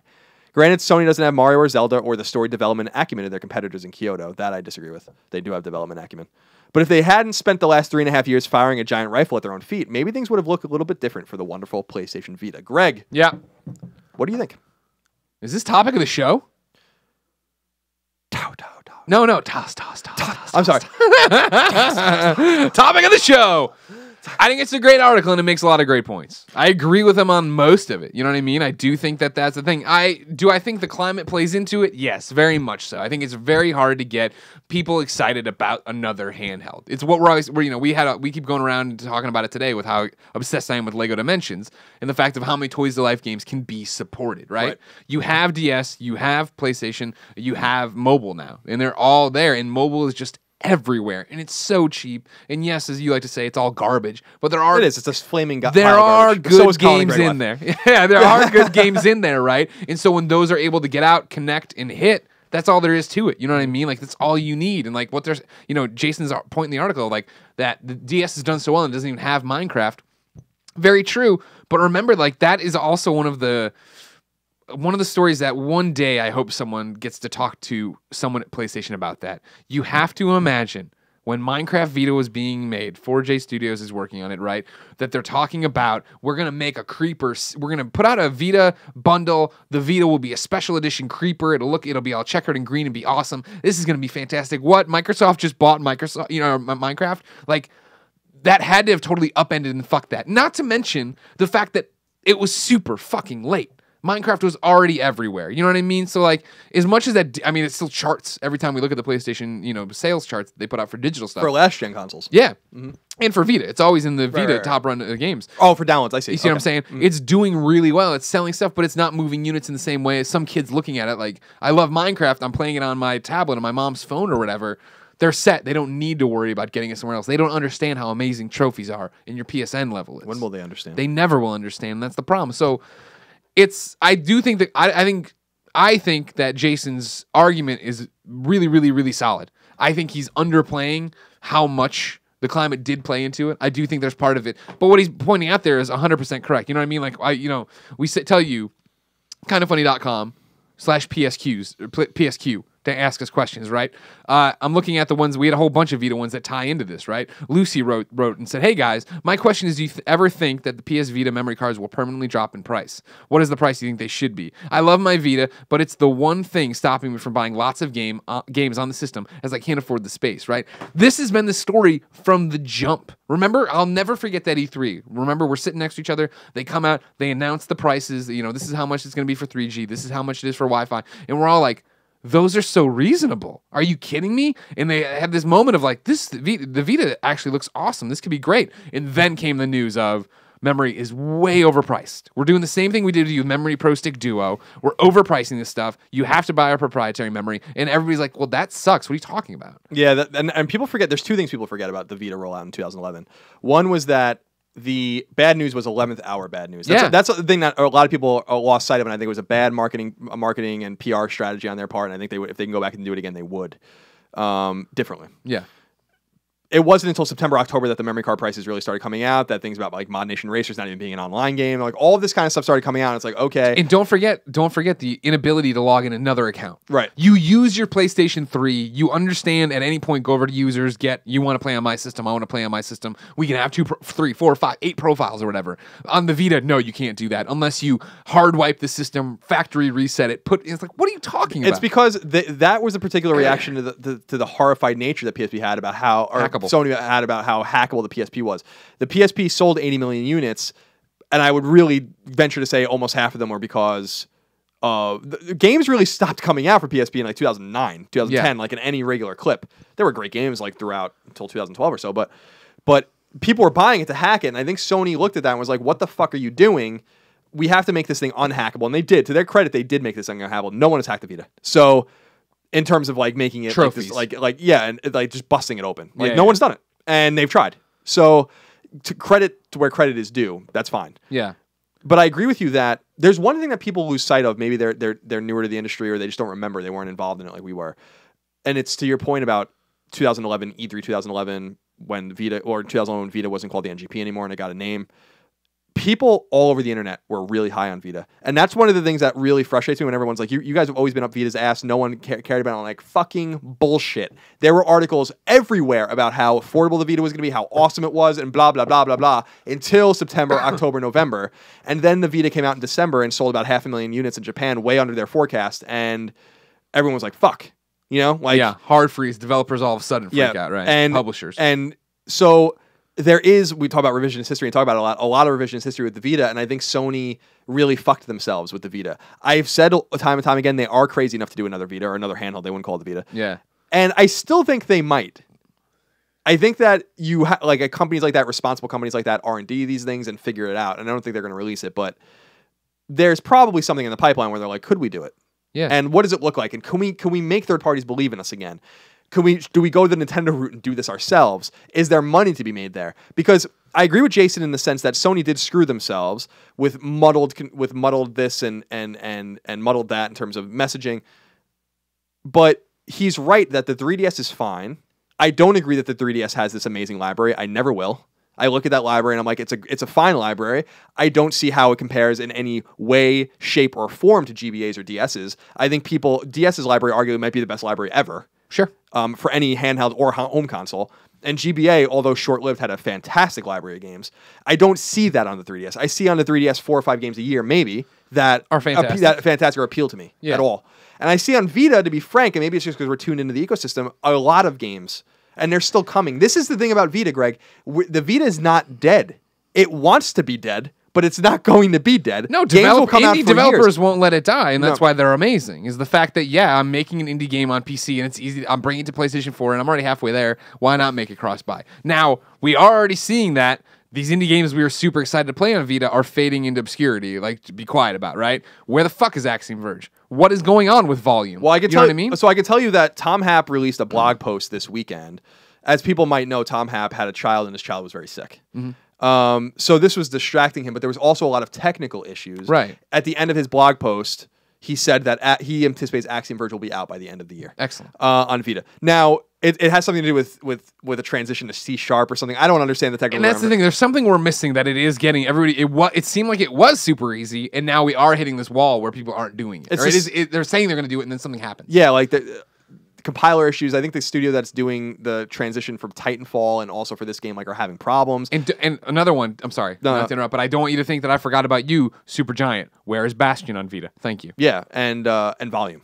Yeah. Tom Bithel's Volume. He's got more leeway because he just put. If we're letting Tom Happ off the hook, then we got to look at Supergiant, and then, but I mean, timeline wise, sure. we're counting the rings on the tree here. Sure, Colin. absolutely, that's a good way of putting it. I'm not going to forget this limey Brit over there. The good news for those of us tuned into Japanese development is that at TGS, all signs point to a very positive ecosystem for Vita. Right. Lots of visual novels, lots of anime games, JRPGs, all that kind of stuff. Right. I do believe having friends at NIS, having friends at some of these other studios, Idea Factory, whatever, these publishers, these small publishers, they make money on Vita games. Yeah. And they have to just translate them. And places like NIS, which could probably get away with just translating the game, actually dub them as well, which is a more costly, and they still sell them. Like, I think Danganronpa 3 will be here. I think another episode just came out, which I'm playing now on Vita, which is okay. So I guess what I'm saying is we're going to continue to get games for Vita. Has Vita reached its ceiling? Probably. Is it Sony's fault? I think it probably is. I'm about 75% with Jason. I think that the environment did hurt it somewhat. I just think Sony wasn't smart enough to realize what it had, because I really believe, unlike 3DS, which is an unimpressive piece of hardware, and I'll say that over and over again, it's not an impressive piece of hardware at all. It's a very underpowered, clunky piece of hardware. It has great games. The games are what matters. Yeah. But Vita's hardware is exceptional, and it's a great device, and it's a shame. That's the thing that bothers me about it. It's not that it's dying and that it didn't work out, and that's fine, and 3DS trounced it, and that's fine. I don't care. What the shame is that it's just a fucking crying shame that this device, this magnificent device, isn't in more people's hands. I know people think we kind of try to sell it as a joke almost at this point, but we're giving that one away on Colin and Greg Live this week. If you come to Twitch, it's fucking awesome. And the common theme between Vita owners is that when they play it, they get it. Yeah. And we see that shit every day on the Facebook group, on the forums, on Twitter, when people are like, "Oh man, I got 3 tweets this weekend from people who are like, I picked it up finally, and you're right." You know what I mean? So it's just like Sony's to blame, but I also want to say that maybe the gamer's to blame a little bit too. And I'm being serious. I'm being dead serious. That listen, I'm listening. I have a shit-eating grin, but I'm totally listening. Hear me out. Mobile gaming is eating up a lot of oxygen. Yeah. In terms of just like any fucking plankton would create the oxygen. These fucking plankton. The mobile gaming is eating the plankton's oxygen. Yeah. And I feel like people bought the hype that this thing was dead. Sure. That they ignored it, and it created this snowball effect. Now, I'm not saying people need to buy what they want to buy. I mean, I'm not judging you based on that, but I do think that there's some responsibility to be born. Just like I would say the same thing about GameCube, where it's like the GameCube was extraordinarily awesome. Like, it was a great system. And people eventually believe the hype. It's got no games. Blah, blah, blah, you know, I mean, like you're talking about PSP. The 6-year tailspin Craig Harris tried to tell me about. I'm like, that's a landing. That's not a tailspin. You know what I mean? You don't know what you're talking about. Right. You're giving into the fact that, there aren't as many games coming out on a daily basis or weekly, to be realistic, as there were with the DS, but You know what I mean? Like, so, I'm with you. I understand what you're saying. Yeah, so maybe saying like the gamer's to blame isn't eloquent. Yeah. But you understand the point. That like sometimes we buy into the hype and you don't see the forest for the trees. Like, like PSP was sold 80 million units. That is a grand success. That is as many as PS3 or Xbox 360 sold. The real thing when we're talking about the Vita and the failing of Sony as a company to the Vita is, and this is something I think we also don't think about or talk about enough and look at really, is that the Vita is firmly rooted, feet planted in old Sony. That is PS3 cross-media bar printer setting Sony. You know what I mean? Whereas PlayStation 4, that February event was, hey, everybody, the cell processor was dumb. We fucked up. We're sorry. Let's fix this with PlayStation. You know what I mean? Like, we learned from all of our mistakes. You look at the Vita, and it's great, yeah, but fuck the back touch. Fuck the front touch. I don't want any of that stuff. Front touch is fine. It's fine, but if it would, back touch, yes. Rip that technology out. Rip out near all the geolocator shit, the 3G stuff, and give me a system and put 2 triggers on it, and you're done. You're done. You do that, and it's like, how easy is it? And I don't know because I'm not a developer. How easy is it then to port stuff then? You know what I mean? To bring stuff over and put it over there and just have it go. My hope is that Shuhei is known for some head fakes sometimes. He's also not in charge of hardware. So you fucking head shaking bastard, Shuhei. You know, so he head fakes and jukes sometimes, right? Yeah, and then he likes it. I mean, he likes doing that. Yeah. Well, let's be very clear. He's taunting us with. He's played Sucker Punch's game. He's played Sony Ben's game. He loves that. I mean, that's what he enjoys doing. But I feel like they're still crazy enough to do it, and I agree that it would be as easy easy in quotes as calling it Vita 2. Making it backwards compatible with Vita. You dump Vita. You dump the name Vita. So then make it backwards compatible with Vita. That's all you have to like. Sure. No, get rid of the back touchpad. Add more triggers. Add more horsepower. Because I agree with you. It's a shame seeing what PS4 has done and not having not an equivalent, but an accompanying handheld that deals with PS4 the way that the Vita dealt with PS3 in terms of its connectivity. Now, PS4 is a great second screen device for PS4. It works great. I played Mad Max on it pretty extensively. It works. But there's more to the story than this, and I'm so frustrated that everything combined to frustrate Vita's success. And it was Sony's fault, and it was the memory card's fault, and it was mobile gaming's fault, and it was gamers believing the anti-hype fault, and it was everyone's fault. Everyone's to fucking blame, and now we have fucking Game of War or whatever on mobile, and commercials every 5 fucking seconds and all that kind of stuff. Meanwhile, we could have this glorious device. We have it. It's just not doing what we originally wanted it to do. It's in the nursing home. That's been the hardest thing for me. It wants out of the nursing home, but it's fucking in the nursing home. Get in the grave already is what we keep telling you. You know what I mean? It's I don't want it to die. I'll be really sad when they're like, it's over. It's over. Yeah, they'll never do it. They're still making PSP games. They're never going to give it up. Yeah, but they stop manufacturing PSPs. At some point, they're going to be like, it's over. Putting out that blue one this year at GameStop. Vote with your wallet. Go buy it, Colin. Show that you want more Vitas. So, I don't know. It was a perfect storm of shit, I guess, is what ended up happening. And what makes it even worse is that the skies were so clear. Oh, yeah. It looked like everything was going to finally go their way. But this is old Sony. This is how it always looked. We have an exclusive for the PlayStation 3 every month. And we were like, fuck, this is the year. And they just come out, Twisted Metal. We're like, all right, whatever. No, this game's like, all right, it's Starhawk. All right. You know what I mean? Like, nothing. It just happened, and then nobody's buying. And then there's a Motorstorm Apocalypse, and then there's an earthquake, and then there's all this, like, Jesus Christ, Sony. You can't catch a break. We're sorry. It's bad news. Bad news bears. Colin. Yes. That was the news. That was Roper's report. That was topic of the show. Toss. Terms of service. You forgot one news item. It comes from, of course, kindafunny.com/PSQ for PlayStation. Well, PlayStation is what it's PlayStation. PS, I love you. PlayStation Queen. Exactly. That's what it's for. Comes from Don DX. He says, if I wanted to know the latest games and demos that came out, where would I go? Love you guys. You go to the official list of upcoming PlayStation 4 and PlayStation Vita software by the Kinda Funny co-founders. Yeah. You like that? Is that good? That was good. Yeah, we didn't talk about what we were going to do. That was you. I left that up to you. That's where you get to come in and bam it like Emerald Lagasse. Right. All right. What are you going to do when a PS3 game comes out? I'm going to be all fucked up. Not even talk about it? No, we'll talk about it. Okay. But we just really want to focus on PS4 and PS4. Let's let it go at this point. The flourishing systems. Oh, so we're going to pull an Activision. Yes. The answer is yes. We're Call of Duty in this bitch. Yes. All right. On PS4, Arcade Archives Karate Champ comes out. Game of the year. It says Karate Champ is an action game that was released from Data East in 1984. Players train a variety of karate skills with a combination of stick operations to be a champion of competitions. Yep. I've missed this segment. Players train a variety of karate skills with a combination of stick operations to be a champion of competitions. Thank you for that. Arcade Archives Shusei Ozumo.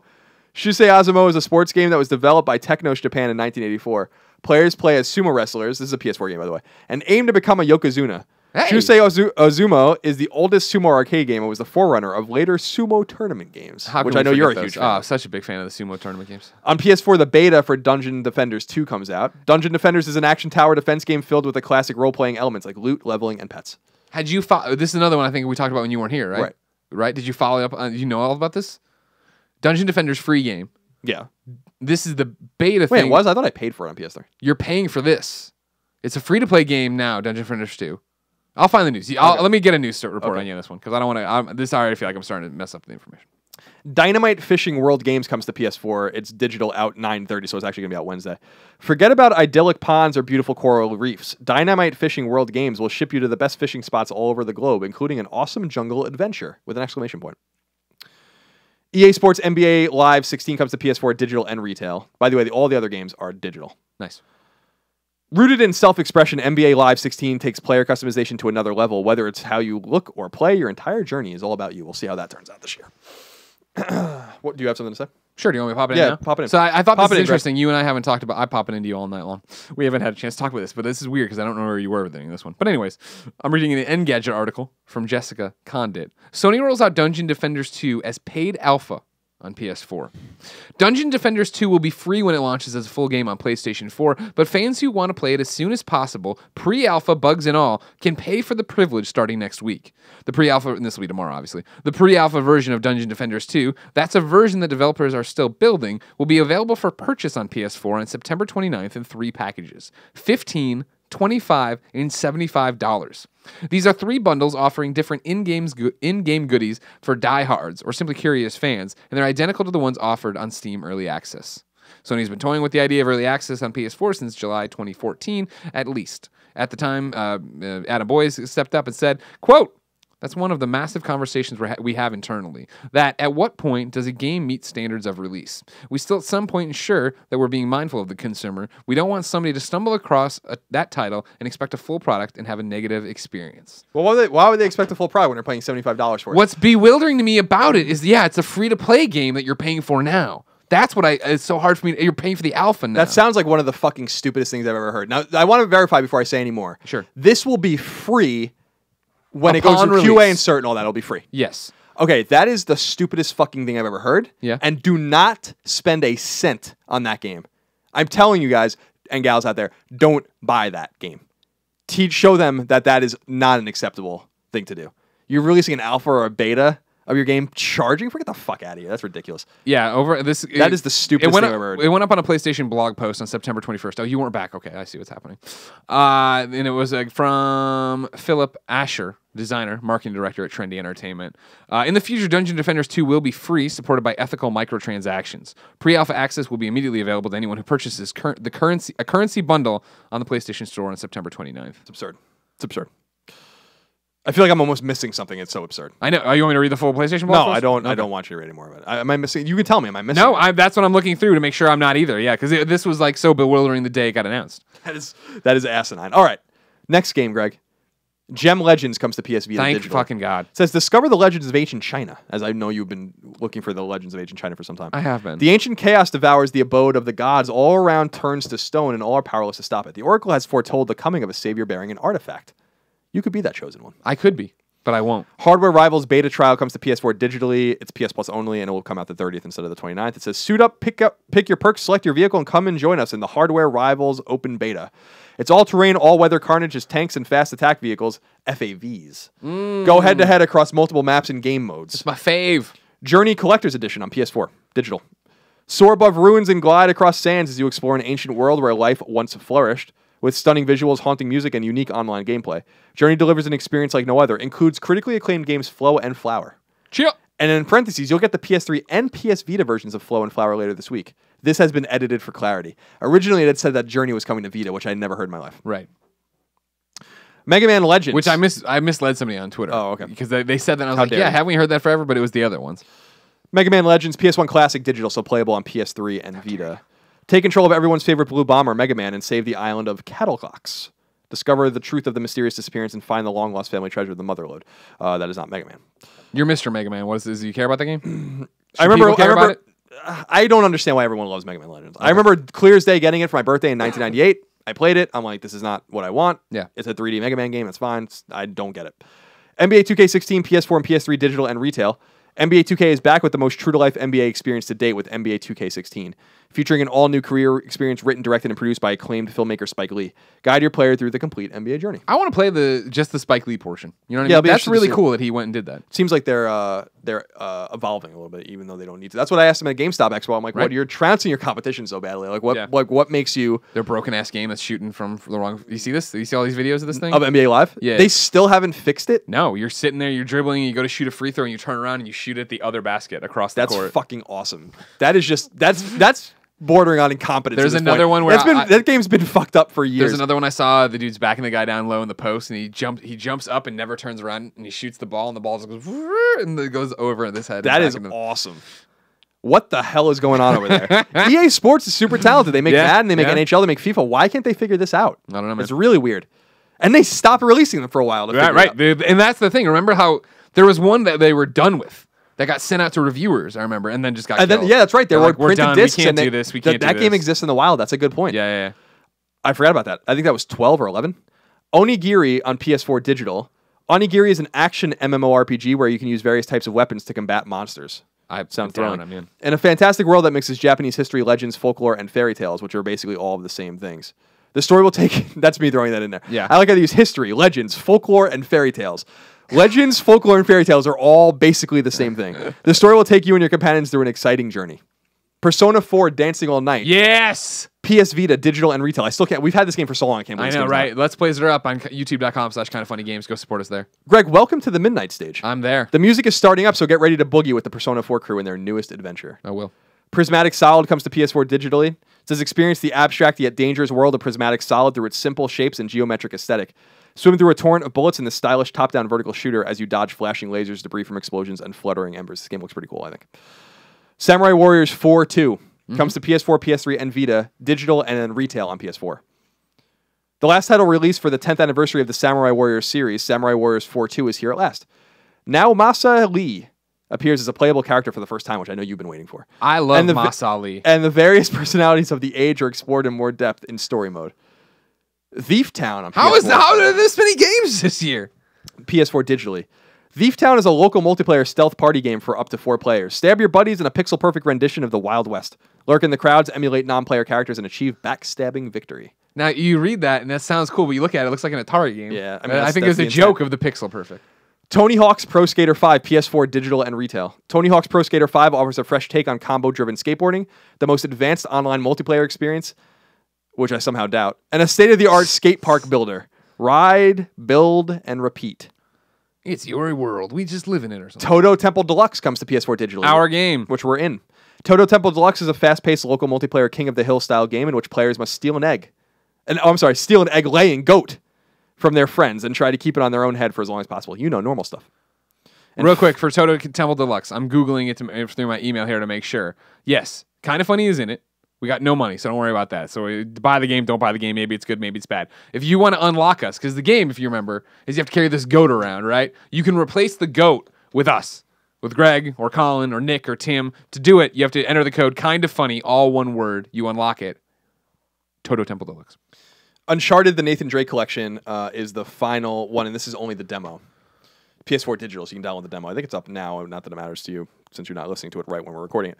From the groundbreaking storytellers at Naughty Dog comes the genre-defining epic that revolutionized adventure storytelling, rebuilt by Blue Point Games with the power of PlayStation 4. That's the power of PlayStation 4. That's it, Greg. That's all. I mean, that's it, saying like there was nothing That's there. it, yeah, right.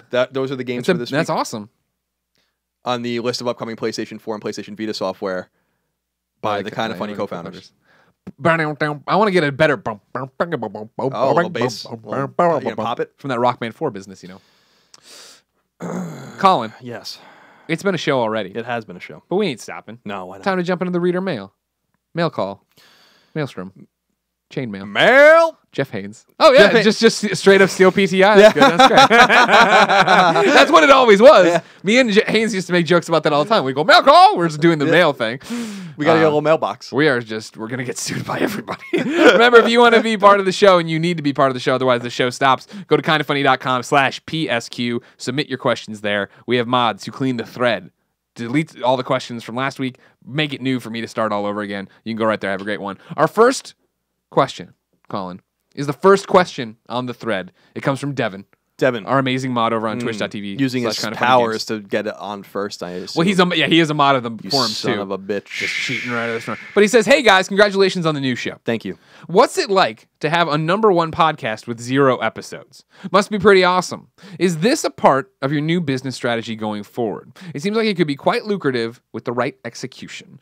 What he's referring to, of course, is the fact that we announced P.S. I Love You about a week before, 1 week exactly. Then we put up on iTunes to get our feed going, the theme song, which then everybody went and downloaded, subscribed. Thank you much. Everybody go to iTunes, please rate us. Thank you much. And that got us onto the top gaming podcast without an episode and into the top 10 of all podcasts in the world. Which was awesome. Which is amazing. Very humbled crazy. by that. Very humbled by that. So thank you. Please continue to rate us and go to iTunes and download the show and subscribe wherever, Stitcher and all that jazz. Go to SoundCloud. To Devin's question, though, where does...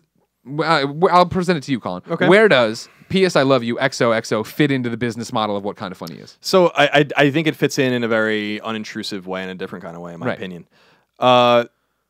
It's not... The pillar of our 2 other podcasts are our Patreons. And when we talked about doing the show, one of the things that was important to us was to make it not one of those pillars. Not a third pillar, not a second pillar on games, any of that kind of stuff. We appreciate when people support us on Patreon. We hope you do support us on Patreon. If you want to show your appreciation, you feel like you want to above and beyond just watching what we do, and you're more than welcome to do that, and we appreciate it. But for this podcast was an imperative for me in terms of... For us. In terms of people want us to do the show.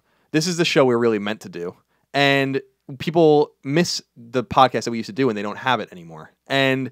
I didn't want to just be like, okay, we're going to do it, but here are the hoops you have to jump through in order to get it. Right. That wasn't what I was interested in doing. I think this podcast is going to be big for our audience, and I think it's going to be big for new audiences. I think it's going to be big for people that might be looking for a PlayStation podcast like ours. Yeah. And is it part of a new business venture? No, like it's not. Like I told people are like, oh, you're going to do a Nintendo one, an Xbox one, a PC one. I'm like, maybe in the future, but we don't have the expertise to do that. We don't have the staffing to do that. And we're not interested in doing that right now. We're doing this in addition to, but not in lieu of, the Gamescast that Tim will continue to host and will continue to be on. So this is kind of... It fits in a way that it doesn't fit in. It's an ancillary thing that we just are going to do on Mondays. On Monday nights, we're recording them, and on Tuesdays, they go live, and then we'll repeat the process. I think you're selling it short, of what we hope P.S. I Love You is and what you guys have already shown by the support you've given it. In the way of, like, for us, P.S. I Love You is a new entry point for everybody else. So is it part of the business model? Yeah, in the sense of we hope that new people who didn't follow us to Kind of Funny when we left IGN find this podcast like, oh, they're doing the show I loved again. Now maybe they will go to kindoffunny.com and subscribe, go to Patreon, whatever, but they start consuming content they miss. Because I was surprised when we announced how many people were like, I'm so excited to hear you guys again, I stopped. You know what I mean? I was like, oh, that's interesting, because we didn't. We kept making content, but it wasn't the content you necessarily wanted or needed. And that's, of course, what's great about where we are, us personally, and then the internet in general, right? In the way of, like, somebody hit me up of like, what about your Xbox fans? You still have those too when we were talking about the PlayStation podcast. And I'm like, great, the Gamescast is still there for you. The Let's Plays are still there for you. We will be covering Xbox there like we always have, but we're not going to sit here and be insulting or condescending and try to tell you to any effect that we know Xbox like we know PlayStation. You know what I mean? Like, we know Xbox. I know that. I'm going to play Halo. I'm going to play Tomb Raider. I'm super stoked. But I'm not going to sit here and act like I know who to go through in chains of command, and like I'm gonna get. Well, I want Phil Spencer on this show. You know what I mean? I don't get me wrong. I want Aaron Greenberg to come by the Gamescast and stuff like that. But I don't know them like I know PlayStation. Right, exactly. And there's something more to it than that, which I think is the authenticity we're talking about. The authenticity we used to bring with our version of Podcast Beyond. The authenticity we're going to bring with this. And I think the authenticity we bring just generally in how we talk about games is that I don't know Xbox like I know PlayStation, not even 5% as well. And I'm not really interested in knowing it like that either. I think that was because it's a job to know something like this. I think that people are lose sight of, we love PlayStation, we love PS4 and PS3 and Vita. We've been PlayStation gamers since PS1. But we got so intimately involved with the consoles and the ecosystem because it was our job. And when you spend literally 8 years of your life doing something like that over and over and over and over again, you better be good at it, or you probably shouldn't have been doing it for 8 years. And like I've said in the past, we are good at it. We do know this ecosystem. I'd put our knowledge against anyone's. And I think that and our passion against anyone. More importantly, it's not even so much about knowledge; it's about that passion. And yin and yang. That's why we always work so well. You can sit here and quote a number, and I was listening to some music video out there. And I'm like, I don't know what year this is, and you knew the year. You remember facts and figures, and I'm the one who I feel has this like overwhelming passion for all this stuff. And we come together and we form a megazord of just inathletic things in PlayStation. Right, and fat thighs. Yep, and pizzas, chicken wings. What do we want to do for dinner tonight to celebrate? Oh, should we do something? Yeah, put delivery. I don't want to go. Oh, okay. Let's talk about it. After okay, fine. But I think because there's a good football game on tonight. Yeah, exactly. So I think it's like it's not so much about knowledge. I'm proud of what we know. I'm proud of what you know. I'm proud of what we know collectively. And I would put that against other people's knowledge and say like we could really stand up to that. But it's not. I think that's part of why people listen. But I don't think it's the entire equation. And I'm not even so sure it's most of the equation. Again, I think it goes back to the passion we show and exhibit because we are you. If you listen to this show. You know what I mean? You probably play PlayStation 3, you play PlayStation 4, you play PSP, you played Vita, you played PS2. We are you. We play those things too. Look at our trophy lists. Yeah. You know what I mean? It's not like we're just like we're fucking half-assing it or faking it. We really do play these games. And the thing I always find, I'm proud of that. And the passion always speaks to passion. I can't tell you the number of people who come up to me and talk to me about the old show and say, oh, I don't even own a PlayStation platform, but I listen to you guys all the time because they wanted to know. This is the same reason like when I talk to Nate, I just let Nate talk about Xbox. You know what I mean? When I run into Phil Spencer, I'll ask a few questions or whatever, Aaron Greenberg, more realistically, and listen, you know what I mean, and absorb what I can. And that's how this works. Passion equals passion. Before you move on, the one thing I want to say is someone had tweeted me today, and I didn't answer them back. I've been bad about answering people lately, and I'm sorry about that. I'm trying to remove myself from social media just a little bit. I'm a little too on it. Trying to be like the Undertaker. Exactly. I guess.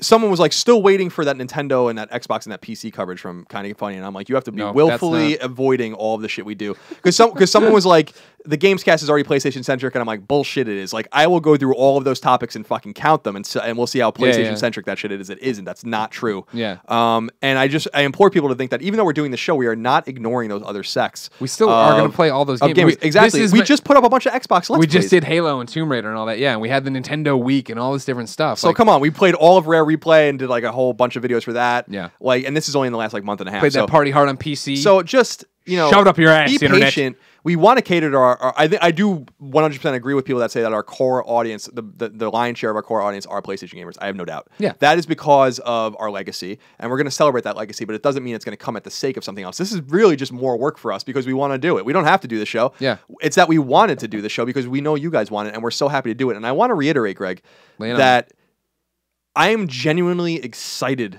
about this show. I was like a kid on Christmas almost last night when I was like kind of like getting excited about it.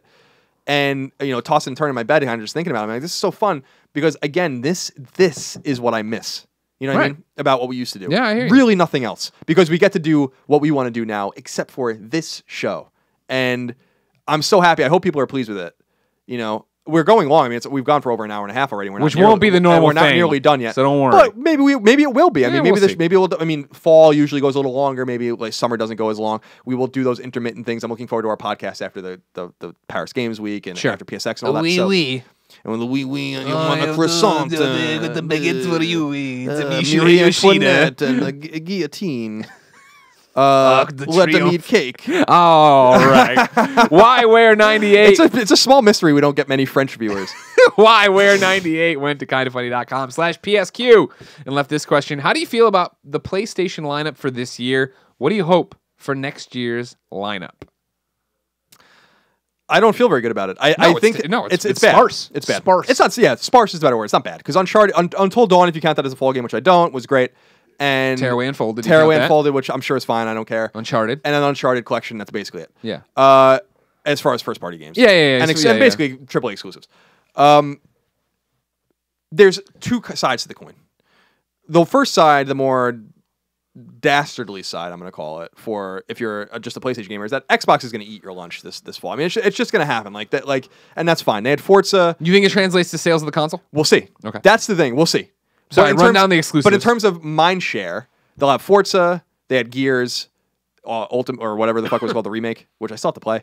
And then they're going to have Tomb Raider and Halo. Those are big games. Tomb Raider will come next year, but it'll be a year away, so we won't play it until fall 2016. What were you going to say? And I want to immediately counteract and talk about this, right? Because I think mind share is an interesting word. I think mind share, when we're talking about the system we're in, both the PlayStation ecosystem and then just the echo chamber of we all love video games on the internet and we're really into it, right?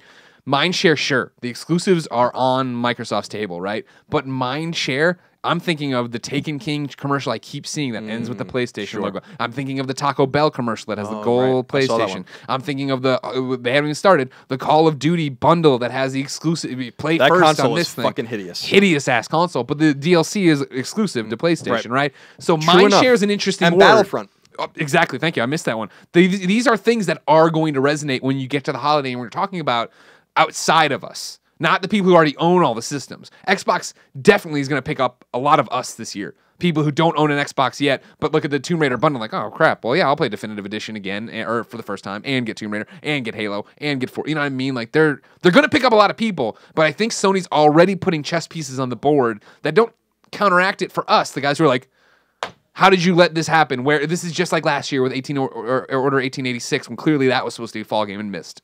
But I don't think it's as when we really dire. didn't need it at all. No, we did not need it. I agree with you. I think that Sony might be playing chess when Microsoft's playing checkers. In one respect, that they're leveraging third-party relationships that cost them money. I mean, I'm sure this costs them a lot of money, but doesn't cost them resources. So they are moving those pieces around because the everyday gamer that's going to play that buys 5 games a year does not give a flying fuck what is exclusive. They want to play the game. So if you're a Halo fan, you know it's exclusive to Xbox, you're going to play it. But if you own a PS4, you want to buy a PS4 for Battlefront, you're going to see those commercials, you're going to see the Call of Duty commercials, you're going to see all that. I think you're right. Yeah. That said, I'm not sure Destiny had worked out quite the way that PlayStation had hoped. There are a lot of people that play on Xbox One. It's not like that game. I think there was a lot of talk that game was going to be a de facto PlayStation exclusive because of how heavy they were promoting it, and it has not worked out that way. So now, interesting. But now, okay, yo. So my opinion is this: if Xbox moves units, and I think they're going to this fall, then it shows new life in that console because that console is struggling in comparison to PlayStation 4. It's doing fine on its own. It's still outselling Xbox 360 at this point. If their console is outsold in October or November or December or all 3 or 2 of 3 by PS4, that's bad news for them. Because it's not going to get any better for them than this, because this is what is promising for PlayStation fans. There's lots of games in the pipeline that are only going to be on PlayStation 4, and we've barely seen any of them. And that's why, and I said it when we were still at IGN, actually, that's part of the excitement. Granted, when I said that at IGN, I assumed we would know more by now, which we really don't. Right. But think about it. We don't know what Bend is doing. Yep. We don't know what Sucker Punch is doing. We don't know what San Diego's doing. Well, San Diego, I guess, we kind of knew what they're doing with a few of their games, MLB, and then the downloadable games. We don't know what Santa Monica's doing, right? We don't know what Polyphony's doing. Studio Japan has things in development for sure, although they're probably working on Bloodborne DLC. That's a big place, and they probably have more studios working on other stuff. My assumption is that we might get Knack 2. We don't know what Guerrilla is doing apart from Horizon. They might all be in on that, but they were typically 2 teams. Horizon has been in development for years, while Killzone Shadowfall was in development, so there might be more there. Guerrilla Cambridge is working on Rigs. Studio London might be working on things. Media Molecule obviously is working on Dreams. There's a lot of questions that are Quantic Dream. There's a lot of questions that either have partial answers or no answers, and I think that that's really exciting. Yeah, no, totally. It sucks that we don't have these games yet, but they are coming, and I think that Microsoft has a clear slate to pound PlayStation 4 this fall. Yeah. And if they don't do it, they're not going to get another opportunity, because next fall is going to look very different than this fall for PlayStation. That you can take to the bank. See, this is an upside down last generation, because this is what we said all the time about PS3. That PS3 has all these exclusives. It has all the chips on the table. This is the year. This is the year. This is how many times do we say that, right? That this is the year. The year of PlayStation. They're gonna. It was a running joke. PlayStation. They're gonna take it over. Well, yeah. By the end, then it was. They did. But yeah. So it's. I'm almost forgetting like the fragment of the question we were answering, except for to say lineup this year, next year. You've answered both. Yeah, the lineup next year is going to be great. I have no doubt in my mind that in the lineup from Uncharted through the fall, there's going to be maybe a half dozen AAA games. Yeah, you have to believe it, right? Like Ben's game has to be announced and almost done. Like I don't know what the hell they've been doing. They haven't released a game in 4 years. You know what I mean? Yeah. Santa Monica hasn't released a game since Ascension, right? Sucker Punch, apparently, according to Shuhei, when we talked to him in E3, is already working on, and it has at least alpha version of their game, or at least a vertical slice of it. Yeah. Dreams is in the environment. Rigs is coming out. Horizon, The Last Guardian, like great games. When do they come out? Who knows? Now here's the wild Horizon card. And The Last Guardian will be 2016. We're talking about next year. I want to bring in the wild card from Noblith. Of course, he went to kindoffunny.com/PSQ. Hit me, Sergeant. Nablith That's says... a Mermaids shout out, by the way. Mermaids? The movie Mermaids with I Cher. don't remember that one. Oh, okay, I do remember that one. What do you think Sony is going to fuck up that causes them to lose their lead in the console sales? It has to be too much shitty PlayStation VR support, right? No, You don't think that is it? No, I don't. Here's the thing about where they stand now. Microsoft doesn't announce numbers. Yeah. They haven't announced numbers in a long time. So it's conjecture, what I'm about to say. My instinct is that PS4 is outselling Xbox One in totality more than 2-1. So for them to catch up would mean that Sony would have to remain in stasis at, let's say, 26 or 26.5 million, which is probably where they're at now. They announced 25 million a while ago. So you have to assume like 26 or so. Yeah. Let's say Xbox is at 12 or 13. That's a lot of consoles. Now, they might be able to begin eroding at it now. And remember that Michael Pachter had said that he expects both PS4 and Xbox One to reach 100 million sold. So, and that I'm not saying Michael Pachter's always right. Right. Smart man, smarter than a lot of people give him credit for. He gets a lot of shit. His final numbers have them only apart by 20 million or so. And that's in a greater volume than they are now, which means Xbox One has to cover the distance at some point. They'll start doing it this fall. But by the time Uncharted comes out, it's too late, in my opinion. Now, anything can change. It's important, you're right. This year, if we compare it to Xbox One, let's assume that PS3 and Xbox 360 both came out in 2006. That's not true. Xbox 360 came out in 2005. But let's assume that it came out in 2006. Right now, we are in 2008. Yeah. And things looked really dire for PS3 in 2008. And it really turned around in 2009. With the PS3 Slim. 2010 looked better. 2011 looked really good. 2012. And that's when they actually started to run away. These numbers and these things can change. PS3 did it to Xbox 360, by the way, with a year less time on the market, which was very impressive. So anything can happen. Sony could fuck this up. But it's funny that their conferences have gone well. They're being well received. They look pro-consumer and everyone's really enjoying it. There's still some things like maybe we can change our fucking names at some point. That would be nice. But they don't have any games either. That's the other thing is like there's just no exclusives. And it doesn't matter. Like Bloodborne and Until Dawn were like the biggest exclusives of the year, you know? And it's just they're just selling consoles. To your point, they're selling third-party games. Now, if they could just keep that up, they're going to be fine. Yeah. And I don't see Microsoft catching up, but history is an indicator that it's happened and it could happen again. And Sony would really have to fuck up for that to happen, though. And that's what Nablith was talking about, and what I'm referencing here is PlayStation VR. How does all this fit in? I don't think that's not going to hurt them. John from London says, "Oi," because he's funny, and then he says, "Wagwan, chaps, long-time listener, first-time caller, looking forward to your new PlayStation-based shenanigans. What do you think it will take for Morpheus/PSVR to become a success, generate hype, become a must-have peripheral, and of course sell? Good luck, guys. P.S. I love you, XOXO." So many people signed off that way. John did it too. Now you say it wouldn't matter. Look at the Move.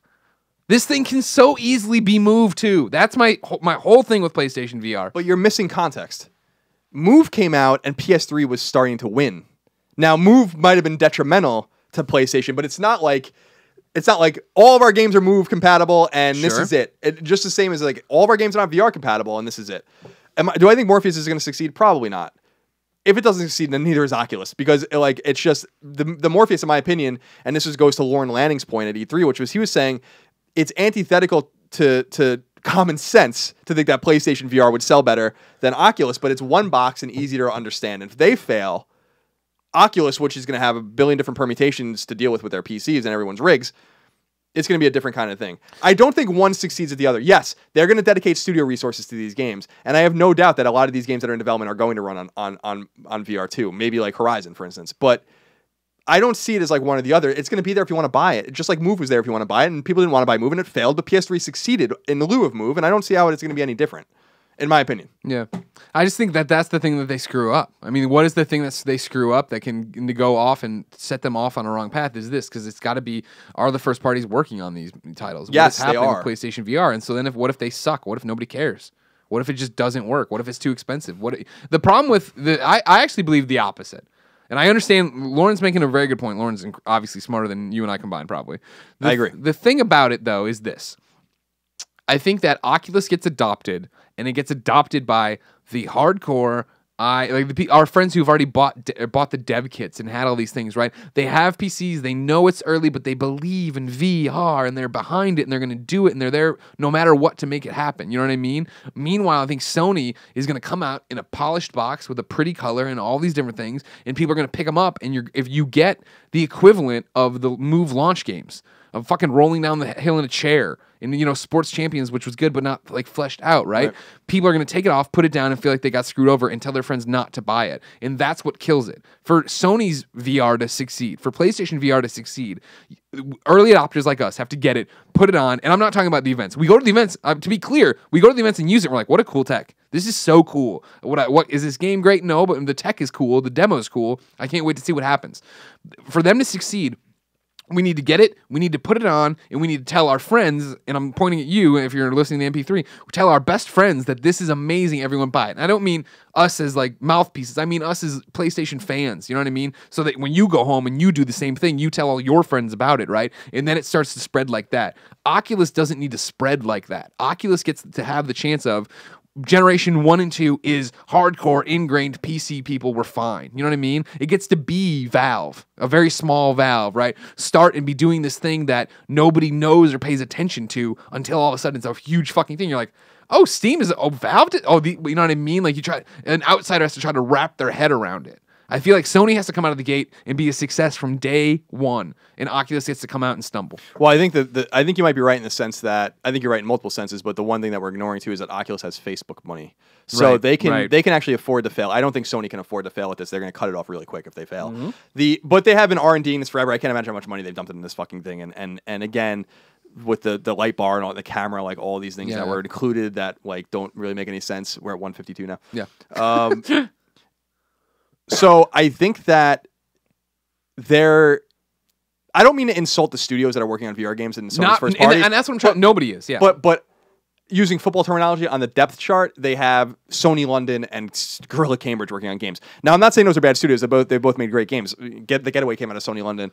Guerrilla Cambridge made Killzone on Vita, which was an awesome game.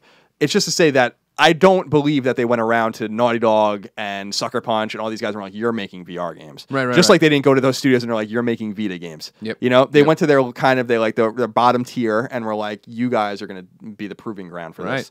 I think Polyphony might be working on VR too, which is a tier 1 studio, but makes sense for Gran Turismo. So it remains to be seen. They have to do what they did with Vita and then actually stick with the plan, which is make these games, make these meaty games, and also get developers on board. And maybe the protocol should just be like all first-party games need to run on Morpheus, which is not like... And I still think that at E3 there was an 11th hour change that they were going to say that. I talked to you. I know I talk about this in the show. I agree with you. Yeah. But if you've left us and have missed us since didn't see our E3 coverage, right? I was waiting and waiting and waiting for them to come out and talk about Morpheus, now PlayStation VR. And finally, when they did the Horizon demo, and at the end of it, she stands up and the screen it was on expanded out, and it looked like glasses. It went up like it was going over here. I leaned over to you, and I'm like, they're going to announce that everything runs on Morpheus. They're going to announce that everything is a PlayStation VR game. And they didn't. And I really feel like at the 11th hour, something changed, like scrap that.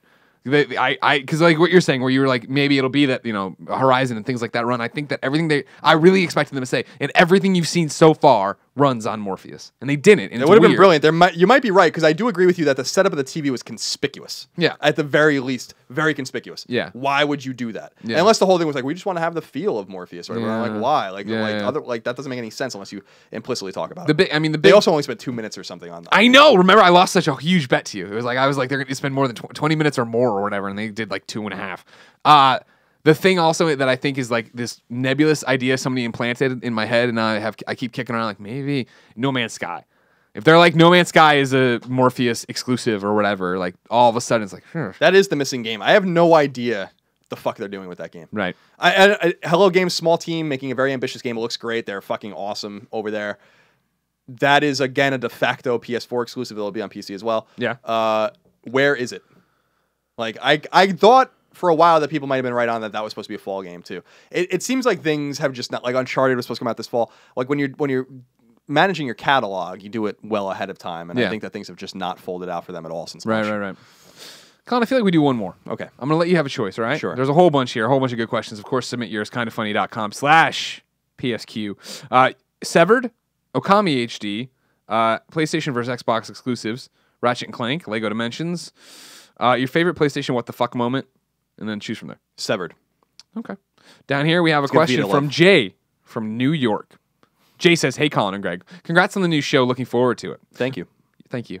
My question is, have you guys gotten to try Drinkbox Studios' new game Severed, and if so, what are your impressions? It was slated for a summer release, and it was delayed for, quote, a few months.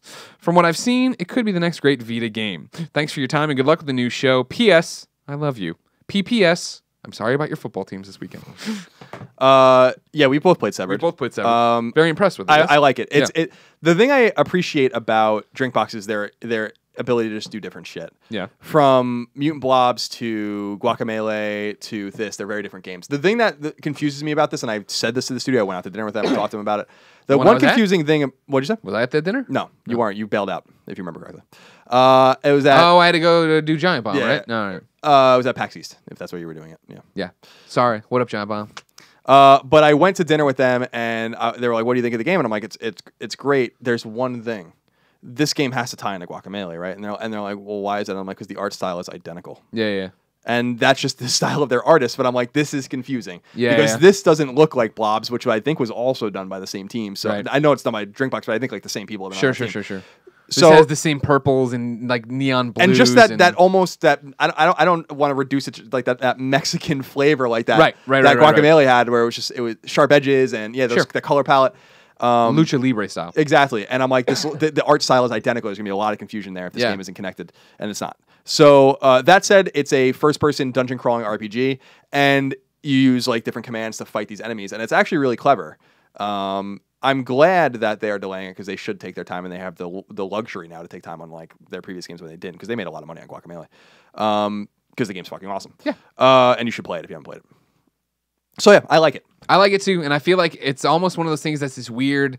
It's a first-person dungeon crawler, right? And it's like you're doing where you're like, I don't know, what do you call it? You're not tank controls, but it is that like you move left and like you swing left and then you move forward. You're like moving on a grid almost. You know what I mean? Yeah. And for me, that was a turnoff with Persona Q. I started Persona Q. I was like, oh my god, I'm playing Persona 4. How amazing! And then when I got into combat, I was like, like this doesn't. I don't like this. But something about actually swiping on the screen, which I know I'm sound like a hypocrite because I don't like that. Usually, in this sense, I like it so far. The way they're implementing it. Do I like it for hours? Will I like it in giant gaming sessions? I don't know. But I like what I'm seeing. Yeah, the idea is like severing body parts of monsters and then using them to craft things. Yeah. So like you collect things after you kill them, and depending on how you kill them, it depends on what you get from them. Right. Yeah, I mean, the style of gameplay is very old PC Western role-playing game. Or like Shadowgate or something. That is that perspective for people out there that have played those for games the old people. That is the perspective they're using, and it's mostly a dead perspective now. We don't play a lot of dungeon crawlers like that anymore. They're still made. There are some on Vita that NIS publishes, like that New Tokyo Hunters, whatever the fuck that game's called, is one of those games. But that's a kind of a rare thing, and that's why I like it. I mean, this is like what they've stumbled upon and to me, I want them to get this game out and then just make Guacamelee 2 already. I know that they need a break. I know they want a break. They really should make that game. They're a talented studio. I love what they're doing. I can't wait to see what they do. I'm also just get Severed out already. I'm excited. I'm excited. It's cool for them to have the luxury to take their time. Yeah. This is probably not a luxury they've ever enjoyed before. Right. Because they also do contract work, or did. I don't know if they need to anymore. So they've always been under the gun. Yeah. And it's cool that they're not under the gun now. And props to Drinkbox. It is not, I mean, my assumption is that this will come out on phones and stuff like that too, since it is so touch heavy, but props to them for supporting Vita, because you know what made fucking buttered their bread was the Vita. And I like that they were the ones that they were at GDC talking about how well Guacamelee did on Vita and how successful it was. And you know what? They put their fucking money where their mouth is, and I really appreciate that. And I think they're going to be rewarded for it. That was one of the things I told them when we were leaving. They're like, oh, you know, we were talking about the game, and I'm like, I think your game's going to do great. Yeah. Like, I know the audience doesn't forget. They know what Drinkbox means, and what we're talking about with Vita audience, right? That we are these hardcore people that pay attention to this stuff and know this stuff and reward the developers who reward us. Right. They launched a Vita launch game that did great. They launched Guacamelee and Vita. It did great, and now they're launching this game, and I think it's going to do great too. All it's going to take is a couple of blog posts on PlayStation Blog to remind the hardcore that it exists. Here's the release date, and you're good. And they're going to be fine. Yeah. Great dudes too. Like, it's funny you remember. It's always a footnote that like they were the first people to let me hold a Vita. I remember. I don't know. We won't talk about it. I remember though. I remember that moment. We'll see if the things we learned. We'll clear that with them one day and see if we're allowed to tell that story. Now, Colin, here on the docket. Yeah. For what P.S. I Love You, XOXO episode 1 looks like. I have a new segment here from you. What is this new segment? It's forgotten PlayStation games. I thought it would be fun to just go back. Maybe we'll go back and forth every week. I'll go this week, you go next week. Sure. And we'll just talk about a random something PlayStation people should game pick up or play. that they can reasonably play. So I would say like PS3 or newer, and then PS1 or PS2 classics probably. I wouldn't get any older than that. But games that we've played and enjoyed, but maybe no one's talking about. Sure. So I'm going to start this week. And speaking of Vita, I'm going to give a shout out to a Vita game, Dokuro. Oh my God, yeah. Which was a near launch game. It came out, let's see, I'm looking now. It didn't launch in the program near. Right. It was close to launch date. October 16th, 2012. So like 7 or 8 months after it came out. Yeah. In the West. And it's a game by Game Arts, and Gung Ho published it. And it's a puzzle game. And I think it's super, super clever. It's basically like a skeleton prince is just guiding a beautiful princess through these dungeons, and she's gonna kill herself unless you like do things in front of her, like put blocks over spikes and bridge gaps. Be and all like these her kinds of guardian things. angel. Exactly, and then like she just walks, and it's a fun game. And Yeah, I feel like that was a lot of fun. And I feel like people have forgotten about it. I think it's one of Vita's stronger games. I don't want to say strongest game, one of Vita's strongest games. Certainly not. I think it would be in the top 25. Sure. The top 25 list. Maybe we'll do that one day. So I want to recommend Dokuro, and it's also available according to Wikipedia on iOS, Android, and Windows. But you know what to do.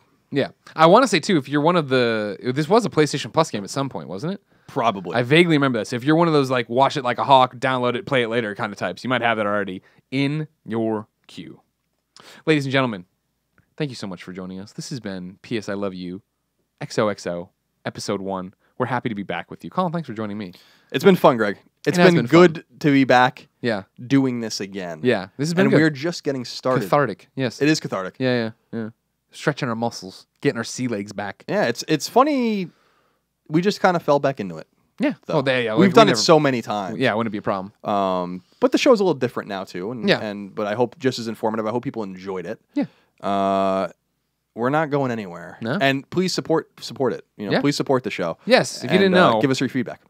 P.S. I Love You, XOXO, of course, is a product of kindafunny.com. Kindafunny.com keeps the mics on, so go there, watch the videos, subscribe to the Patreons, rate us on iTunes, get us everywhere you want to get us, do all that cool stuff. Follow us on Twitter. Colin's No Taxation. I'm Game Over Greggy. Kinda Funny is at Kinda Funny Vids. Now, ladies and gentlemen, if you hadn't already guessed, every episode of P.S. I Love You ends in a song in a segment we call Singing to Shuhei. Oh, I like that. You like that one? Yeah. That's a good one, right? Because he loves this show. Well, he loved the old show. I don't know about this show. He'll love this show Shuhei, you too. got to go to kindafunny.com /forums. Let us know if you love this. So Sing to Shuhei, of course, is a listener-submitted song. You send in your music. We go through. We pick one. We play it at the end. You go to kindafunny.com /PSM. So PSM for music. For PlayStation Magazine. Exactly. PSQ for questions. PSM for music and for PlayStation Magazine, of course, because remember that well. You like what I did there? Oh, very well. Oh, man. PSM was such a great magazine. It was great. Today's kickoff song, the inaugural song of P.S. I Love You, comes from Kina Granis. Now, she, of course, I learned of her down at VidCon. She was playing the Patreon party. She played this song that I'm using here called Dear River. Dear River. It's off her album. Dear DEAR or Dear like she's animal? writing, like she's writing to the river. Okay, Dear Dear River. Okay. Yeah. Off her album Elements. Now you might be saying, I'm watching this on YouTube. How's this going to work? They don't get a copyright strike. Here's what we're doing from here on out. If you remember in the old show, the MP3, I'd play the song at the end of. That's how it worked on the MP3. The video version, I would just cut the show before we ever got there. On our new thing, what we're doing is we're going to intro or exit out of the show. There'll be a little thing there. You can click onto her page. And then you go to watch Kina's it. page That's over very there. nice. I thought you got can a watch the permission video or over there. something like that. Well, I did, but like, here's the thing. I don't want to fuck with it.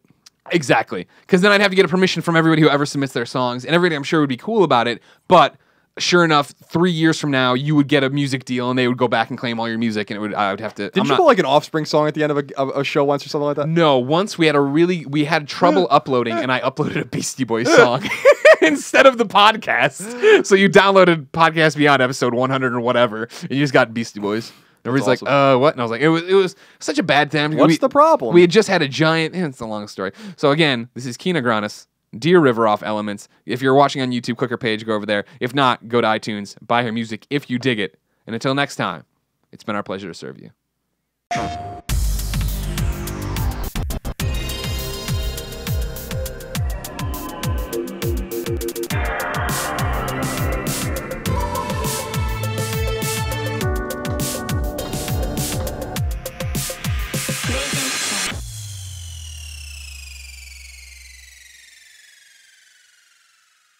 What's up, everybody? Welcome to episode 1 of P.S. I Love You, XOXO. I am one of your hosts, Greg Miller, alongside the producer. Damn it, no. Rusty. Pride of Long Island. It's the P that got me. Fuck. Doesn't bode well. That's gonna be fine. We'll put this at the end. This is your little bonus thing at the very end of like. When have you ever fucked my name up before? Well, I went to say. Oh, I did the turn, and that's where Nick usually is for Game Over Greggy, and that's producer, not Pride. You know how it is. I get it, everybody. Sorry, I haven't done a one-on-one show with Colin in a long time. Yeah, that's fine. This is an Easter egg. This is an Easter egg at the end. We'll see you next week for episode 2.